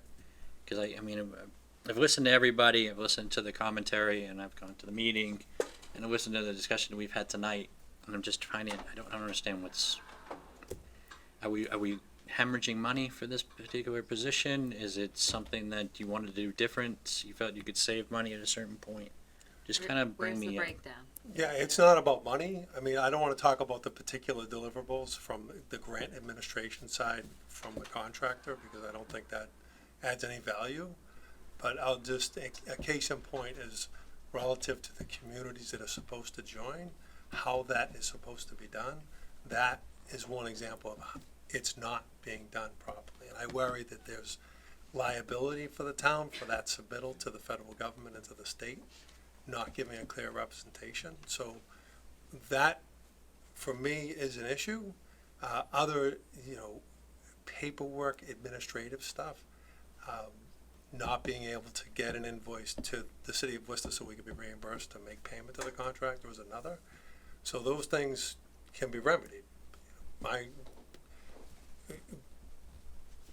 But I think that having control over the work product and those administrative points is critical. Because when there's a disconnect from the volunteers to the management in those particular communities, that is a glaring problem.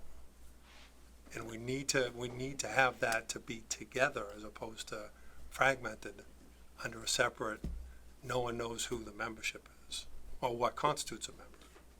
All right, so what you're saying is more of a logistical type of thing, structure.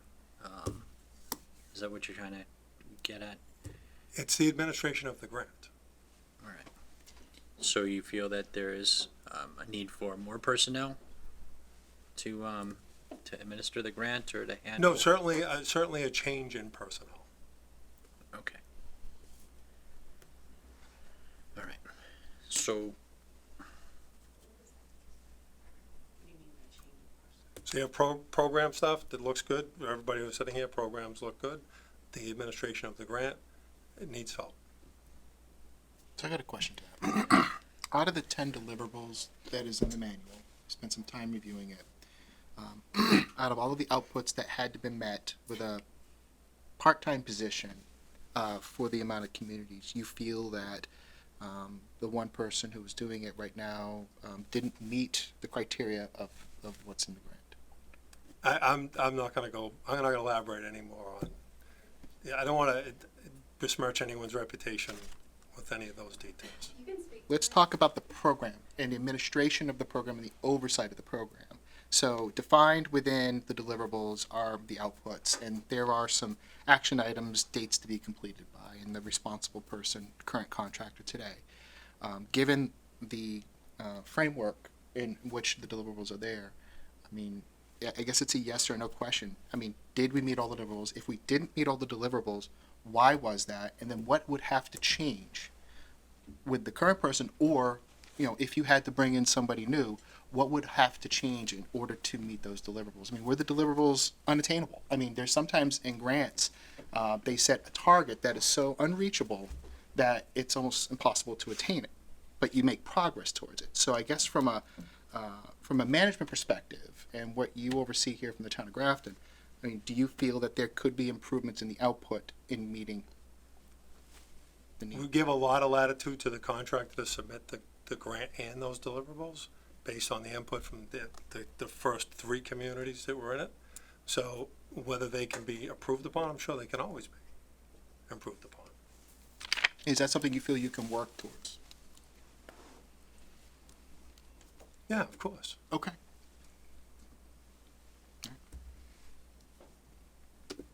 Well, that's easy. So we want to stay in the MRC, fix the administration piece of it, and we'll blur that gap between, you know, the program that's being provided and the deliverables that are being met, and what we feel comfortable with as far as administration of the grants and those nuances, which I guess is the problem. And then carry on. But how? Yeah, that's not clear. It's very clear in the deliverables. Yeah, I know, but it's a position that our town administrator runs the day-to-day operation, Well, so see, it's his decision about personnel. That's the juxtaposition for this particular thing. It's a grant that we sign off on, that we get that's for a specific position, and he runs the day-to-day. I don't know, it's just, it's not as cut and dry as that. I mean, or we wouldn't be here talking about this particular piece of it, but. Well, if you decouple them, right, you have 2 issues, right? MRC, Greater Grafton, MRC, you want to keep. The recommendation for me is not to renew the contract with the contractor. So it's going to be up to me to figure out how to meet those deliverables in that grant over the next 3 months. That's right. I agree. Until we figure out another solution. Dory talked about some other opportunity. Is there a grants position? There is. We just got approval from DPU. I'm glad you remember that.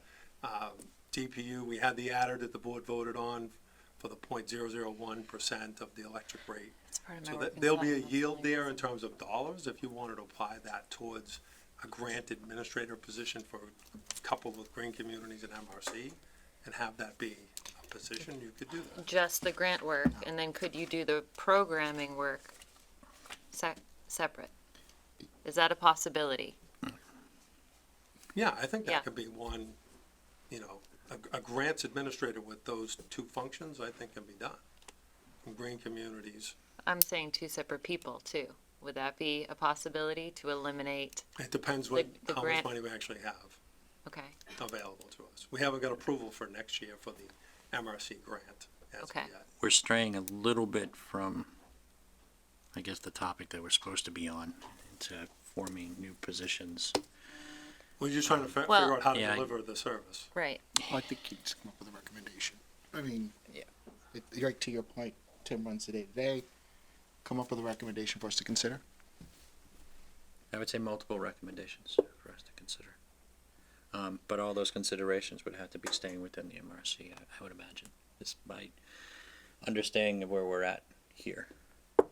And I think the Board of Health had asked that we vote to extend the contract for 3 months. That was the gist of the conversation. Correct me if I'm wrong. So we could vote on keeping Greater Grafton MRC tonight, and then maybe look forward at, you know, the details of the administration, if that's a discussion. All right. I mean, I had it as a discussion item, not really an actionable item. We would have to take it to another meeting for something of this size. And put it in a more public setting, although I know we have a lot of people here tonight, but,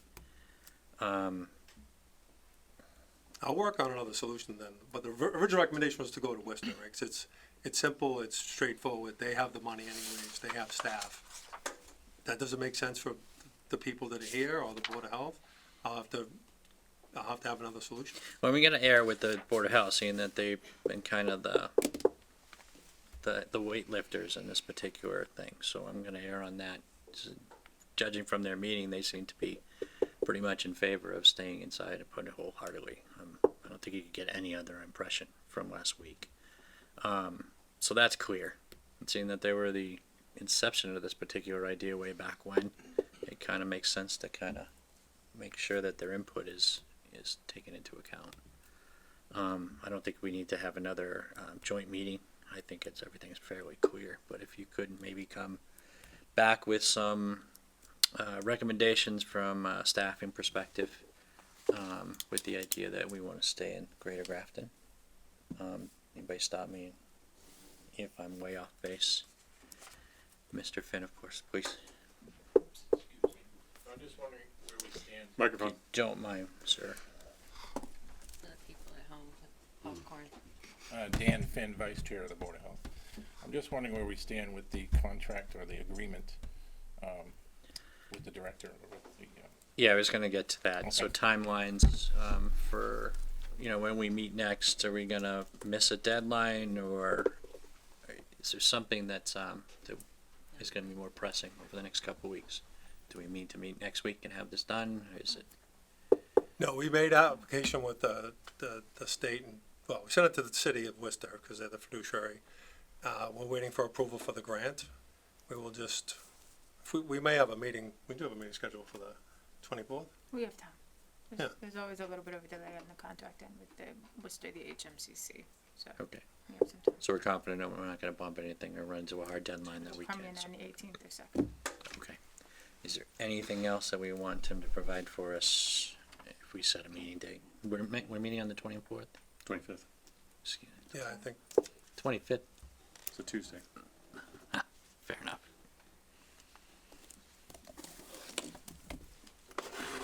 I'm blurring our meeting with the, Yeah, that's a joint with meeting. the school committee. Right? Yep. It's not a Tuesday, right? Or, no, it is. Yeah, it's Tuesday.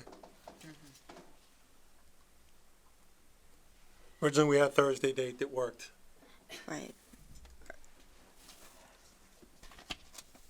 They switched it to the Tuesday, right? Yeah, to the 25th. So is this, from your staff's perspective, is this something that you're dedicating a lot of time to on a week in, week out basis? Like, are you putting a steady amount of man hours into the administration of this? Keeping track and getting reimbursed and, Right now, yes. yeah. How many hours? A couple. A week? Yeah. Okay. And it largely has to do with the time of year. Is modifications for budgets for Q3, Q4, due getting invoices in, getting the FEP invoices, which is the additional funding for the match, which we have to provide detail on for Lindsay's hours, getting that in to try to get the money as soon as possible before year end so we can pay Lindsay. It's a little convoluted because Worcester's in the middle of all of it. You have a peak time of the year when you're submerged in it. It's Yeah. a couple hours a week. And outside of that, it's insignificant, or?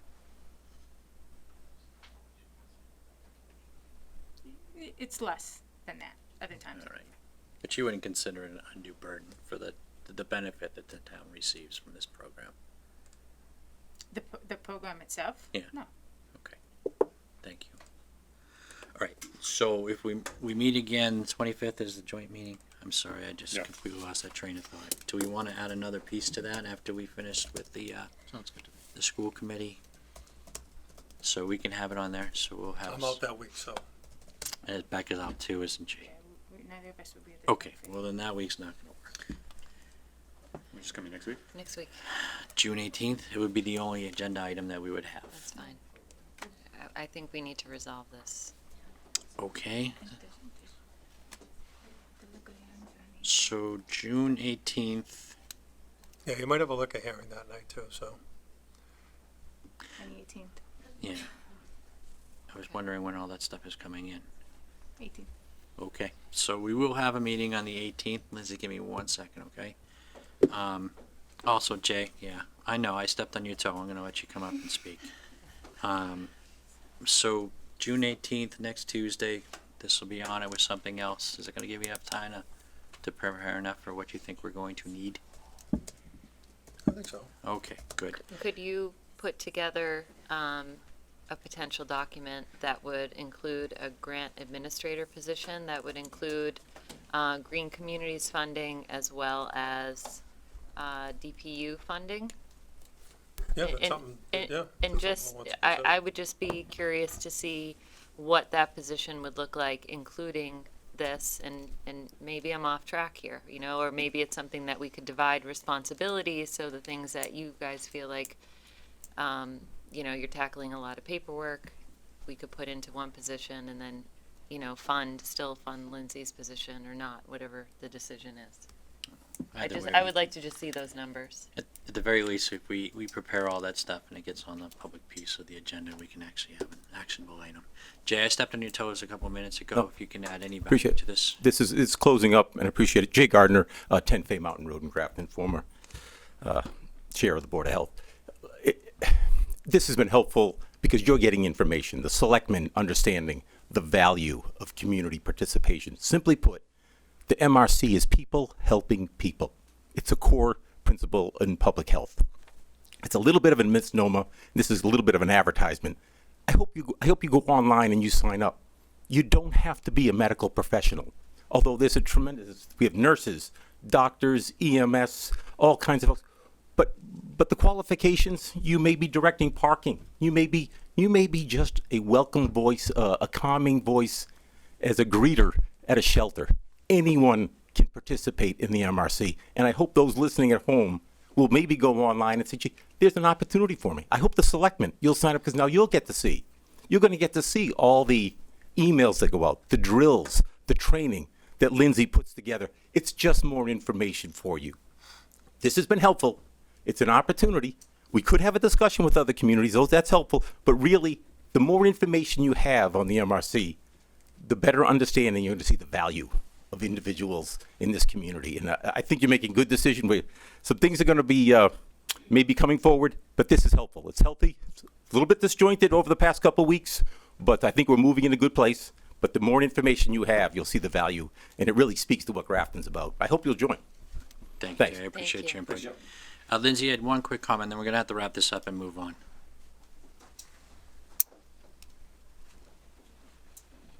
Yeah, I just want to note for the record, this is the first time any reference of my performance has been a part of this.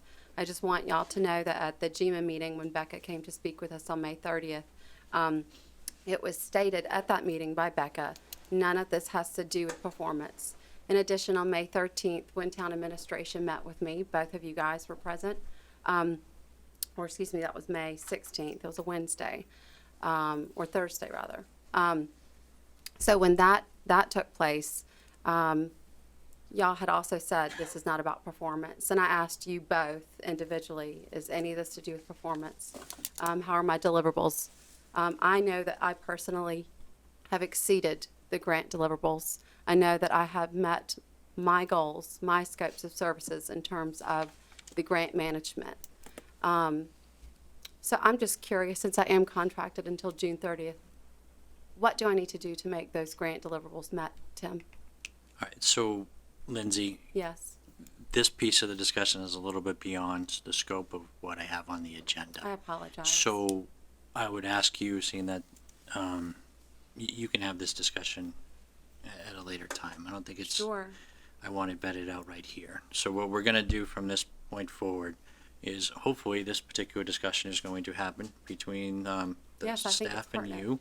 And on June 18th, we're going to get organized again, and we're going to look at some options, and then we're going to have something that we can actually have our own version of a deliverable on, and something we can vote on. That would be great, because I haven't been paid at all for 2019. So, I mean, I continue to meet deliverables, and I will continue to do my job through June 30th. Thank you, Lindsay. My pleasure. I just want to say too, nobody answered our question about a decision was made about this and. Yeah, it's not for, Melissa, I understand what you're saying. Let me just really quick finish what I'm If you're saying. going to say something, though, you got to say it at the mic. Sure, I'll do that. So my question is, whatever's decided today, you came here today and had a decision in your hands as to what was going to happen with, like what you said, two separate issues. One of them being GGMRC, one of them being Lindsay's contract. I'm confused as to I'm a data person. I have 5 kids with autism. I like to see data when I see things. I'm confused as to what data you used to come here today with in your hand to make those decisions. And I could appreciate that you guys are moving forward and giving it this time, but I'm concerned about the unilateral nature of that action. So, That's my question, is what was used to make that assertion today Melissa, by Tim? you're abundantly clear on that, but as far as the administration of Tim, he answers to us. This is just a discussion item of whether or not we want to stay in MRC. Those particular discussions we can have at another time. There's nothing in particular that we could have done tonight that we would have voted on. This is essentially just fact-finding, understanding the situation, because obviously it has become an issue when a lot of people are involved. Right. So we're making sure that the executive body is understanding of the situation, and then we can move on, like we mentioned, to June 18th, and we can start to look at some of the specifics of this particular item. My question, June 18th, is going to be what was used for him to come today to make that decision, because that's all I'm saying. And I we'll would give like him to the have an answer to opportunity to provide us with input from his perspective. that. Okay. So I I don't want to. appreciate that. Okay. I'm not asking for you to hand it to me, but I would hope that there was some decision-making process made that involved data. That's And what I'm saying. everything we do here, as far as when we get to a decision, is going to be vetted in the public setting. So, Thank you very much for that. everything. Thank you, Melissa. All right, so we're going to wrap this piece up. We have a couple other pieces tonight. So, yeah, we're going to talk about the Financial Sustainability Commission. So I assume that's going to be just as exciting as this one. So if you'd like to hang out for that particular piece, you can. Is there any vote on this? We're, Yeah, you sort of got this in the discussion thing too. What are we? we're not going to vote on anything in discussion. Okay. There's way too much information. We've already asked Tim to come back with some other, more concrete things that we can actually vote on. We can give him a course direction, but anything beyond what we asked him to do now, to bring back to us on the June 18th, we really shouldn't be voting on. So anyways, for the Financial Sustainability Commission, if you're gonna hang out for it, please do it. I'm sure it'll be a wonderful conversation. If not, I'm gonna give everybody a couple minutes to clear out so we can have a quiet room for our next discussion piece. So, are we going to do the vote on this? Or are we just Oh gonna yeah, talk about no, it? we can do that. Okay. Yeah, that's us. Vote on Sustainability Commission. It's not asking Tim to go find more information for us. So are we gonna go back through the other things that we missed first, or are we still in our discussion? You know what? I tell you what, we're gonna have this discussion on the Financial Sustainability Commission. I'm gonna double back and make sure we clear through the agenda that we published with Becca's help, and we'll get everything done, get everybody out of here. Let's do it. All right, so, Financial Sustainability Commission. So we voted on this a few weeks back in the negative. We have 2 new members on that weren't part of that vote. I wanted to put back on to see if a fresh pair of eyes, if there was any minor or substantive changes in the design of the program, and then to relook at it. So I know I spoke briefly with Doreen, and I kind of start down this end. You did have some ideas and input. Yeah, I just, question, suggestion. So in reading this revised draft of the Sustainability Commission that was put in the packet this week, it says the report shall be completed on or before February 28th, 2020.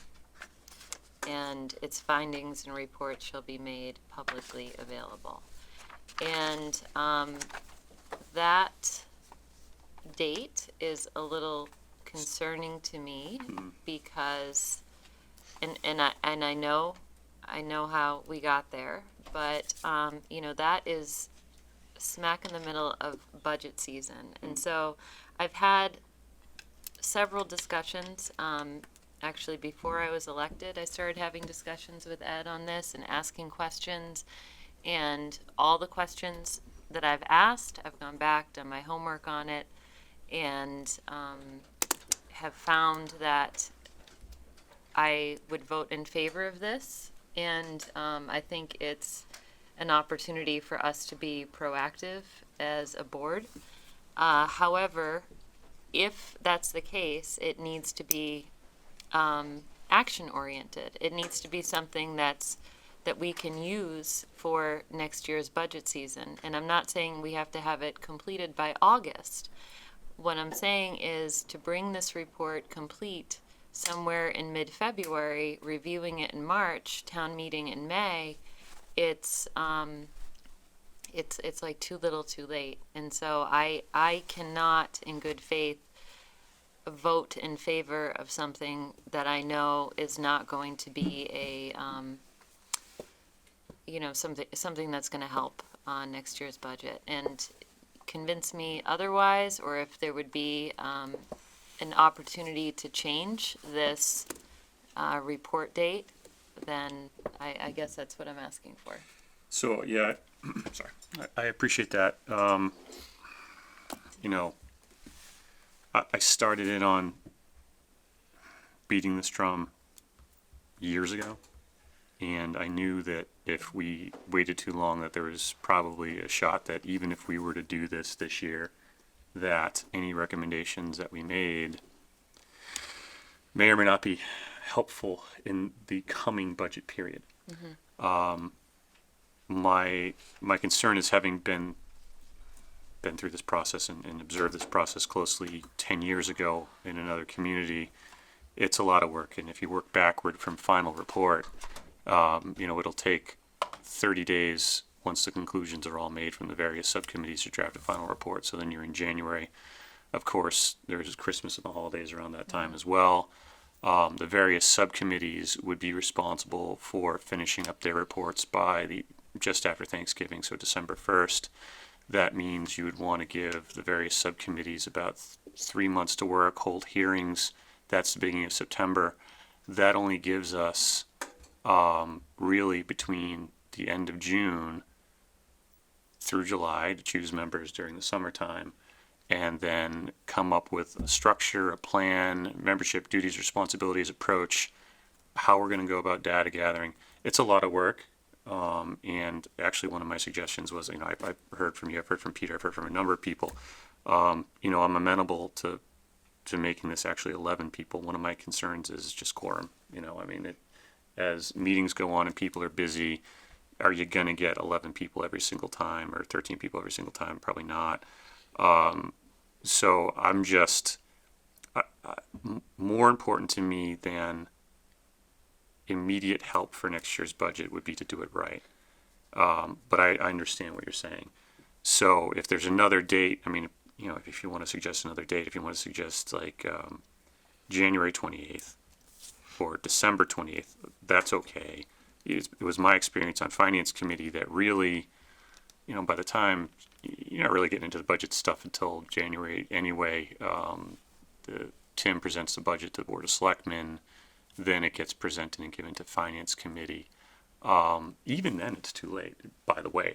Tim begins his budget process in September, August, August, September. Certification of free cash starts with Anita in the coming months. The state certifies what they've got. We don't get that number barely before October town meeting time. So really, the killer part about budget solutions is the budget's always moving. It's just such a moving target. So I think the bottom line is we would be going to the public with recommendations, findings, for the coming years, essentially. This is what we want to see implemented on an ongoing basis. And I'll be upfront and I'll tell you, I don't think that this committee is going to find any silver bullets that are going to solve our problems. I don't think that they're going to find that Tim is doing a bad job. I think they'll find that Tim is doing a good job relative to money management. I think that the process itself is an end unto itself. I think that the process of going through this and opening it up to people so that people can see, no, we're not wasting your money, but we do have suggestions, is eminently valuable to any community that is going to go back and ask people to pay more. And if people are going to say no to paying more, I want them to see it with their eyes open and not with the usual trope of, well, I'm angry about my trash bag and I had to pay a nickel more for you know, the small bags and I'm going to say no to this, or, you know, more likely, and not to be flippant, but, why don't other communities, we don't have enough fees. Why other communities have fees, or we pay too much in administrators. Other communities don't do this. It's the benchmarking stuff that's crucial. And I'm sorry, trying to collect my thought here, but I see your point. If you want to make another recommendation, I'm open to it. I just feel like 90% of the value of this is going to be FY 22 through 27. You know, and that's, you say numbers like that out loud, and I instantly feel old. But this is, you know, this is going to be the next 10 years of this town, and not the next 2.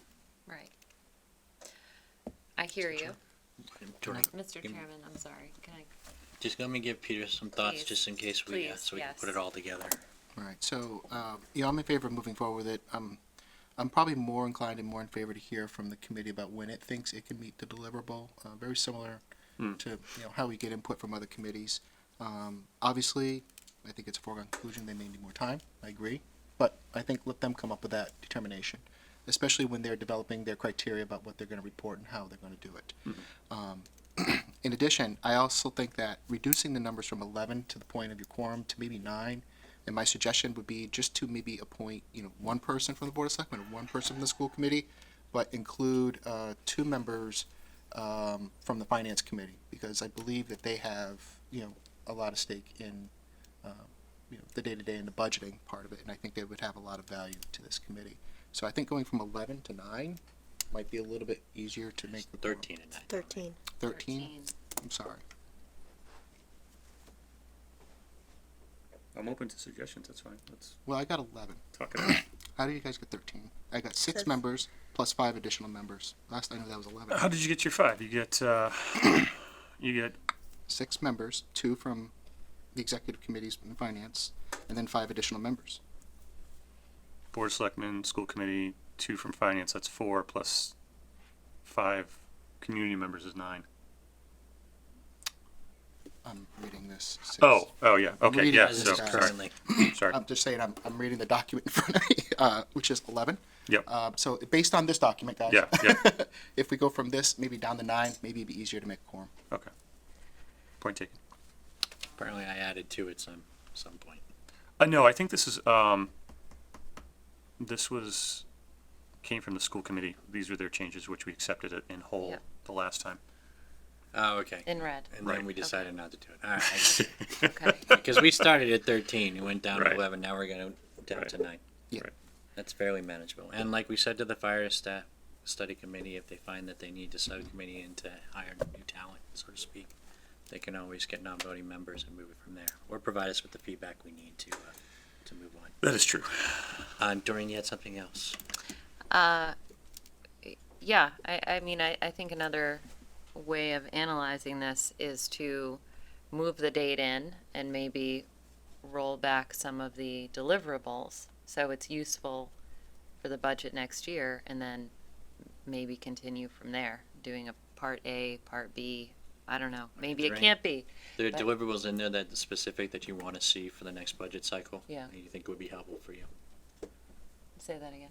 Deliverables that you want to see remain in there that can perhaps be produced by the end of the year before we hit our end of the budget cycle, for the full swing of it, in there that you want to see in there, and then the rest you can move till next year type of thing. Is that what you're suggesting? Yeah, I mean, I guess that's what I'm proposing. I'm not comfortable with the date. That's what it comes down to. I feel like it's going to be, because I reading this charge, I'm reading,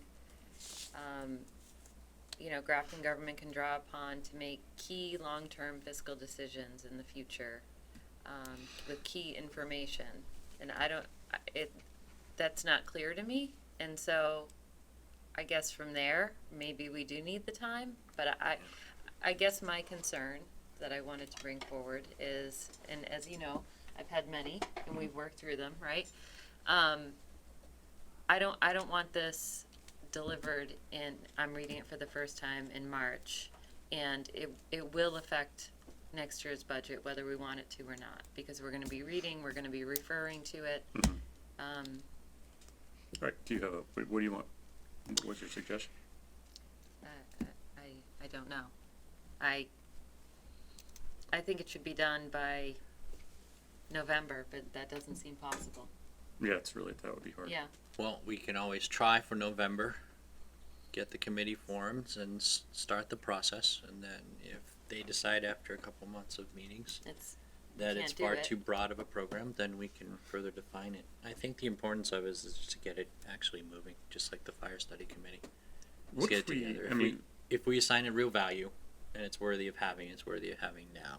I felt that way when we first discussed it, and we would have had an extra 2 months with this. I understand that, yeah. But it is where it is, and the nuances of the way the season's going to carry on. Jen, do you have anything?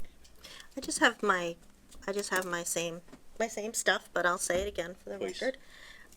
I just think we can do the work ourselves. I think that we'd be much more, we have limited resources, we'd be much more efficient. We have a school committee, we have a finance committee, we have the board of selectmen. I think that we could, do a lot of the work ourselves.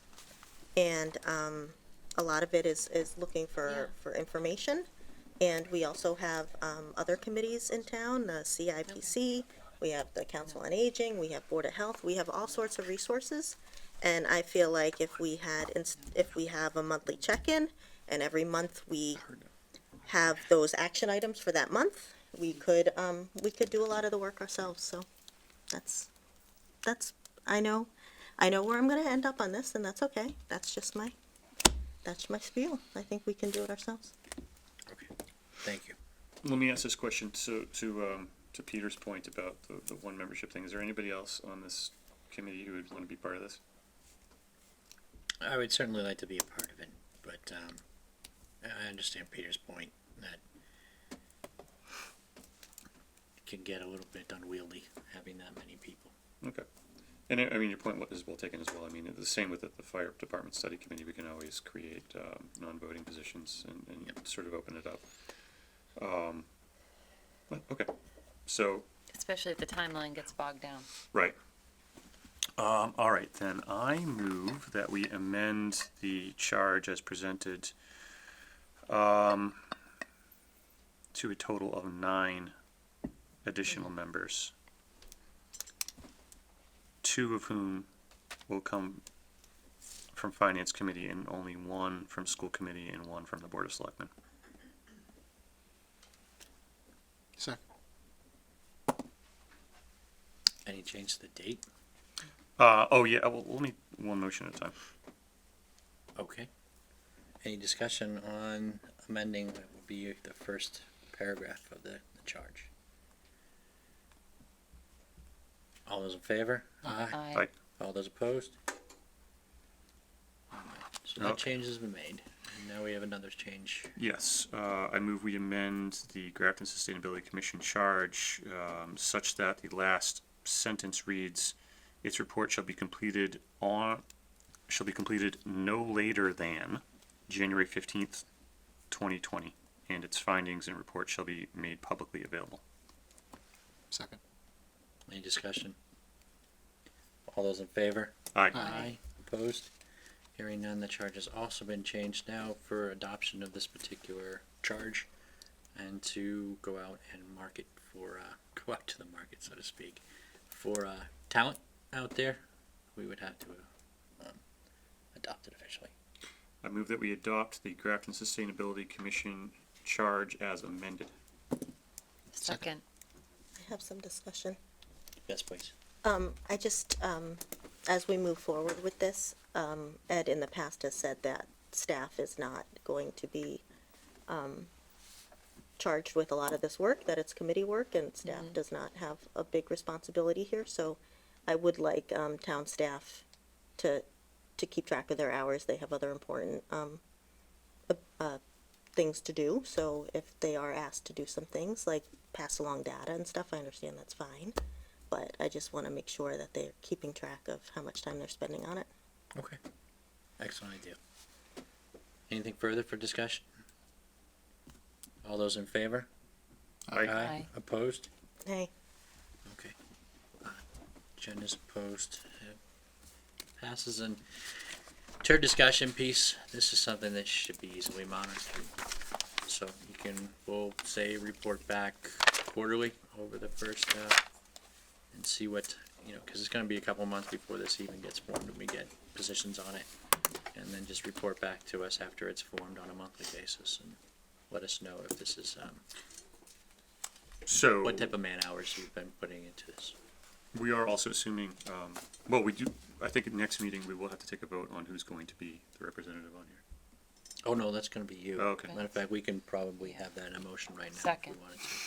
If we wanted to. I make a motion. So moved. Any discussion? All those in favor? Aye. Ed has now been appointed to his committee, Thank you. and that's our first membership. So we'll want to advertise for this.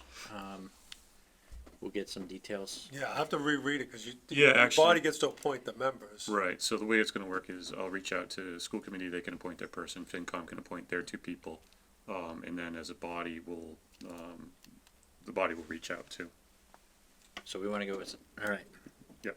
We'll take care of the advertising. And I'll work with Tim and Becca anyway. We can do Okay. the Yeah, just website, all a that general stuff. notice. It won't be your policy of advertising, it'll be something else, but we'll help. Okay. Thank you.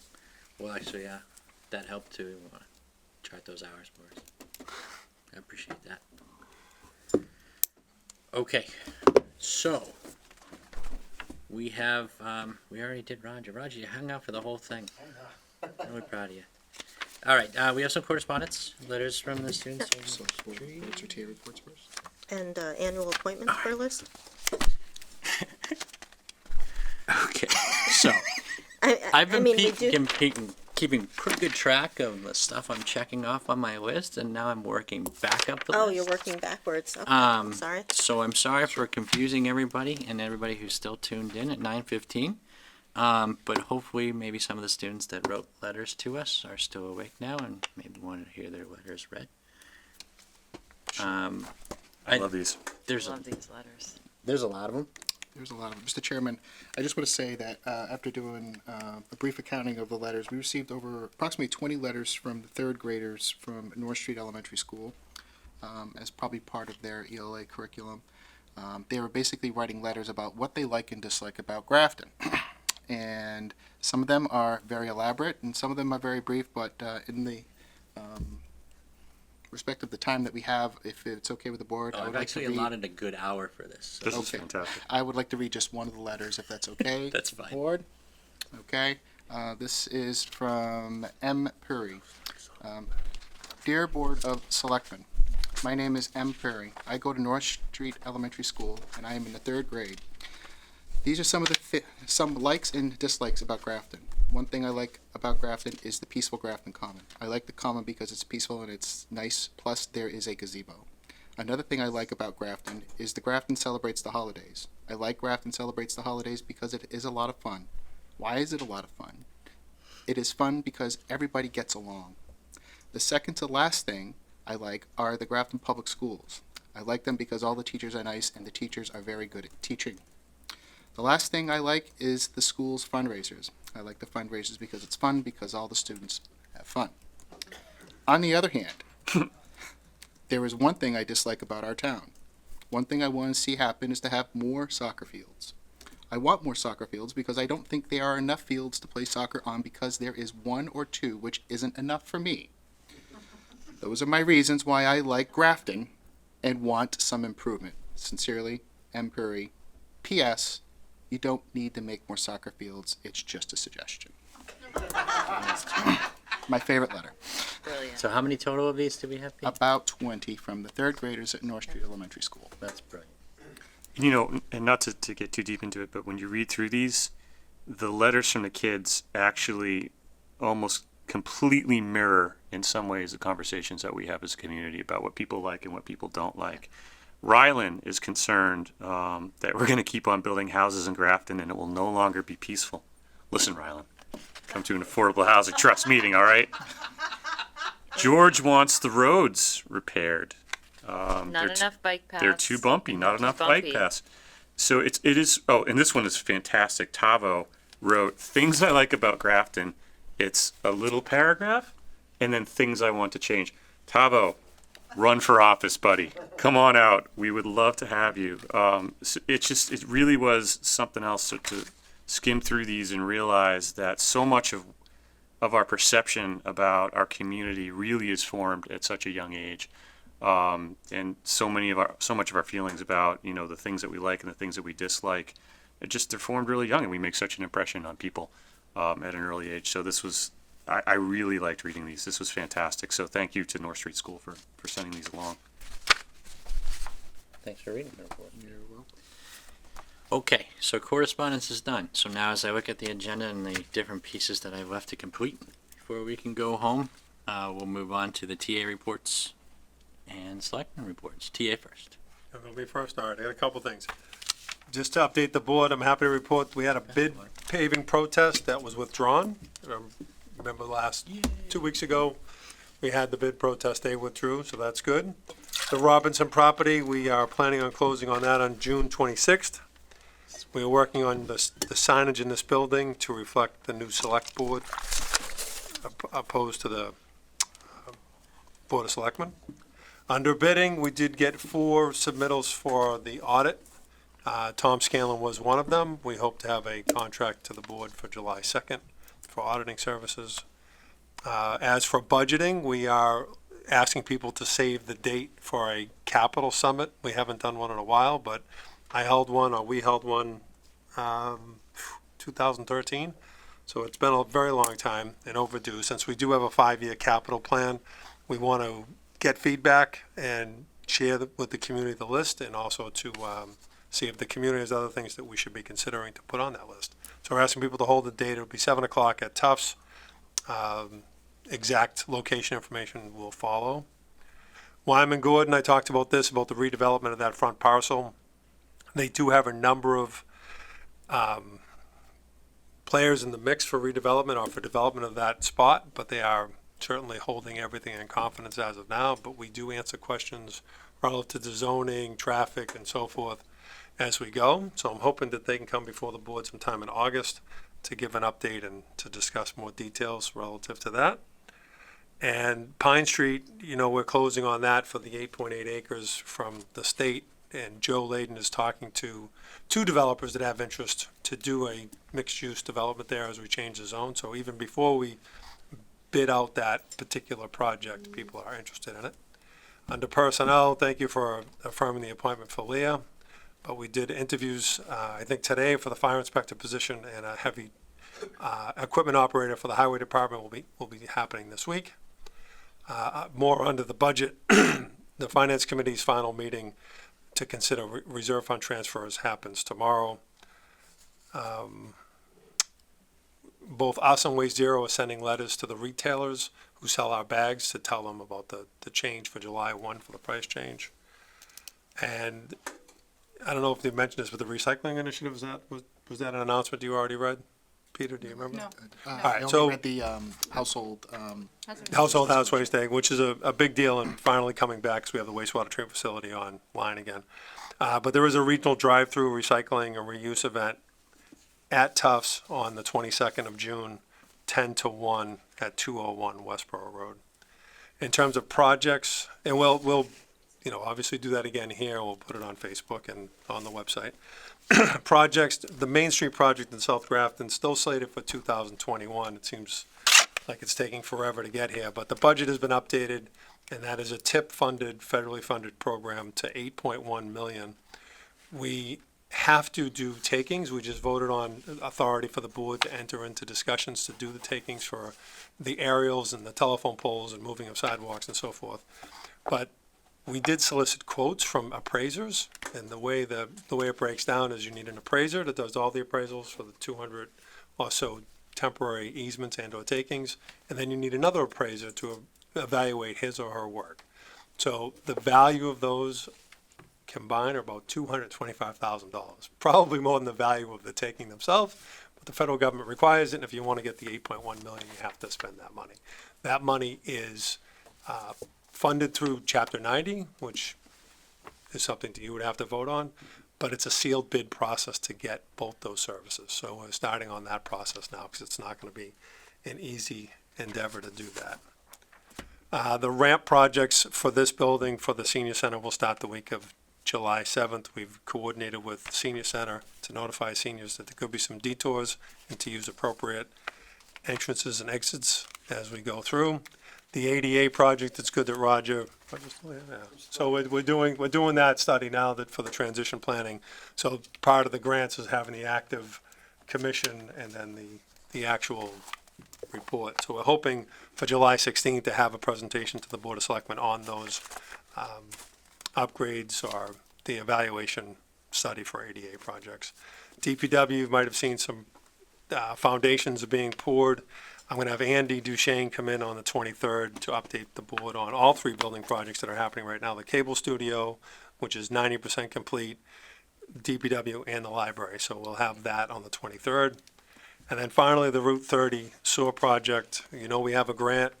You know we're in design for that sewer, but one piece was a pump station for sanitary sewer, which Afonso, who owns the parcel that's being developed as mixed use and the housing development on Institute Road, he is going to install that pump station to save some money long term, and obviously help us, with the having the pump station there for that sewer capacity. But that is the report from the TA.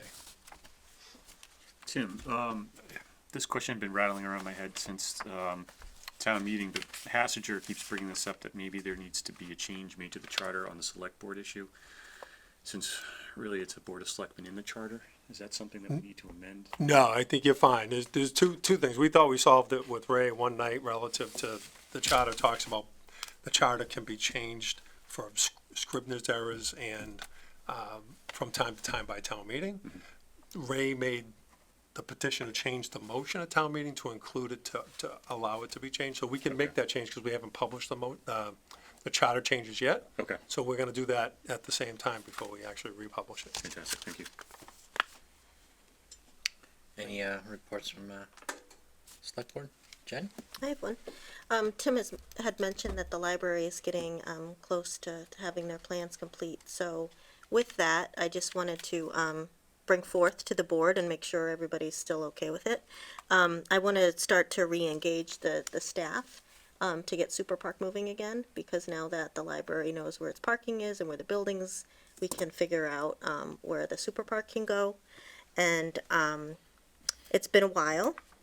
So my idea this summer was to talk to Rec Commission and town staff and kind of build excitement again. The equipment that the committee had chosen, now it's like 8 years ago, there may be new stuff, so I thought it would be fun to go to various recreation events over the summer, talk to families, talk to kids, put some visuals up, and maybe have the kids see which pieces they are really excited about, whether it's a kind of swing or a roller slide or certain kind of equipment, and kind of just get the community thinking about it again, and trying to figure out where it is, where the piece of property could be back there, and get some preliminary stuff going. So just to get it moving again. So I just wanted to let you know I have, as a board, that I'd like to get it moving again. The Super Park Committee, was it dissolved? When I wrote that charge, I wrote it to dissolve if we did not meet, because we have so many committees that do not meet that still hang on. Okay. So it is officially dissolved, but I think we can get a framework with staff, and then I think a friends group might be more appropriate for a fundraising arm.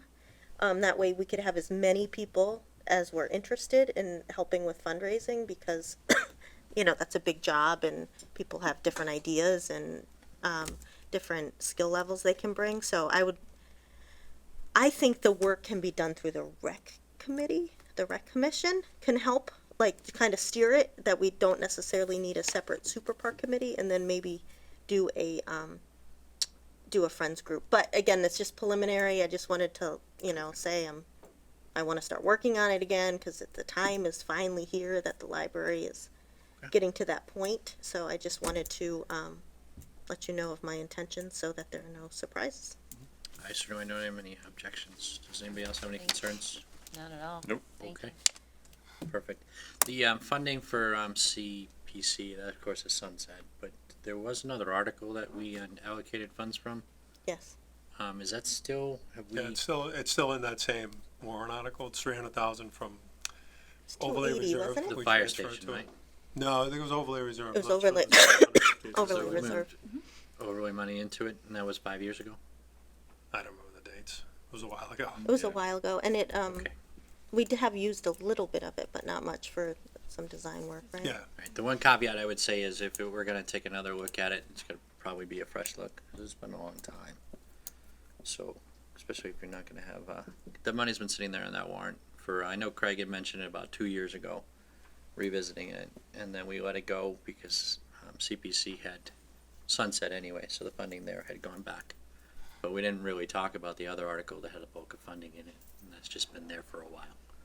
So, that would be my only concern is that we should go, if you're gonna make a substantive change to what we're doing, we're going out there for fundraising and stuff like that, then we should take a look at that 280K that's sitting there on that warrant article, but. Well, it's still for the purpose of building a park. Yep. 5 years ago though. So, and CPC sunsets their things after 2 years for that very reason, I imagine. They don't just sit there in perpetuity. I don't think this one should in perpetuity too. So if we're gonna take another look at it, we should probably not. Let me rephrase. Why don't you just go ahead and do what you're gonna do and then come back to us and let us know what you wanna do. Okay. Tim, what was the date on Don't the capital belabor the summit? point. 22nd July. It's a Monday. All right, any other reports from the select board? I have just something really quick. Okay. And that is, I attended the Massachusetts Municipal Association Select Board, I think they're calling it now, regional meeting last Saturday morning in Sharon. And, you know, it's seen typically as a meeting / training session.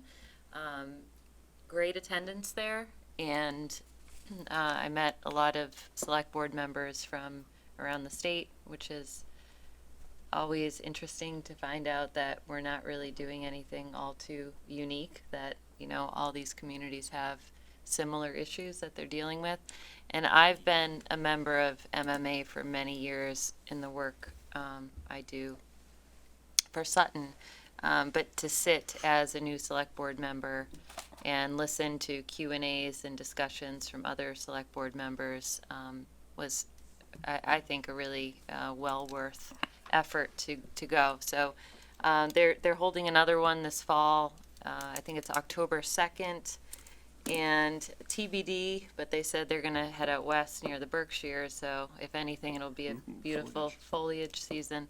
But I'm gonna plan on attending. I always go to the annual conference too in January in Boston. So I bring it up because just some highlights of the discussion. We had this whole Q&A on like building consensus on boards and collaboration on boards, and I thought that was very interesting. We did talk about stuff like open meeting laws and you know, things that are just reminders. One thing that came up that was ironic was having a goals meeting. And most communities do goals meetings, and they highly recommend them being off-site and being not at a workshop meeting where we normally meet, that they just find it to be a little more casual, open discussion. Like I said in the last meeting, of course, it's transparent, there's meetings done. But I would like to, you know, maybe discuss a date further, a couple hours where the board could get together and put together some goals, because other boards have said they have found it extremely helpful. The administration has found it very helpful.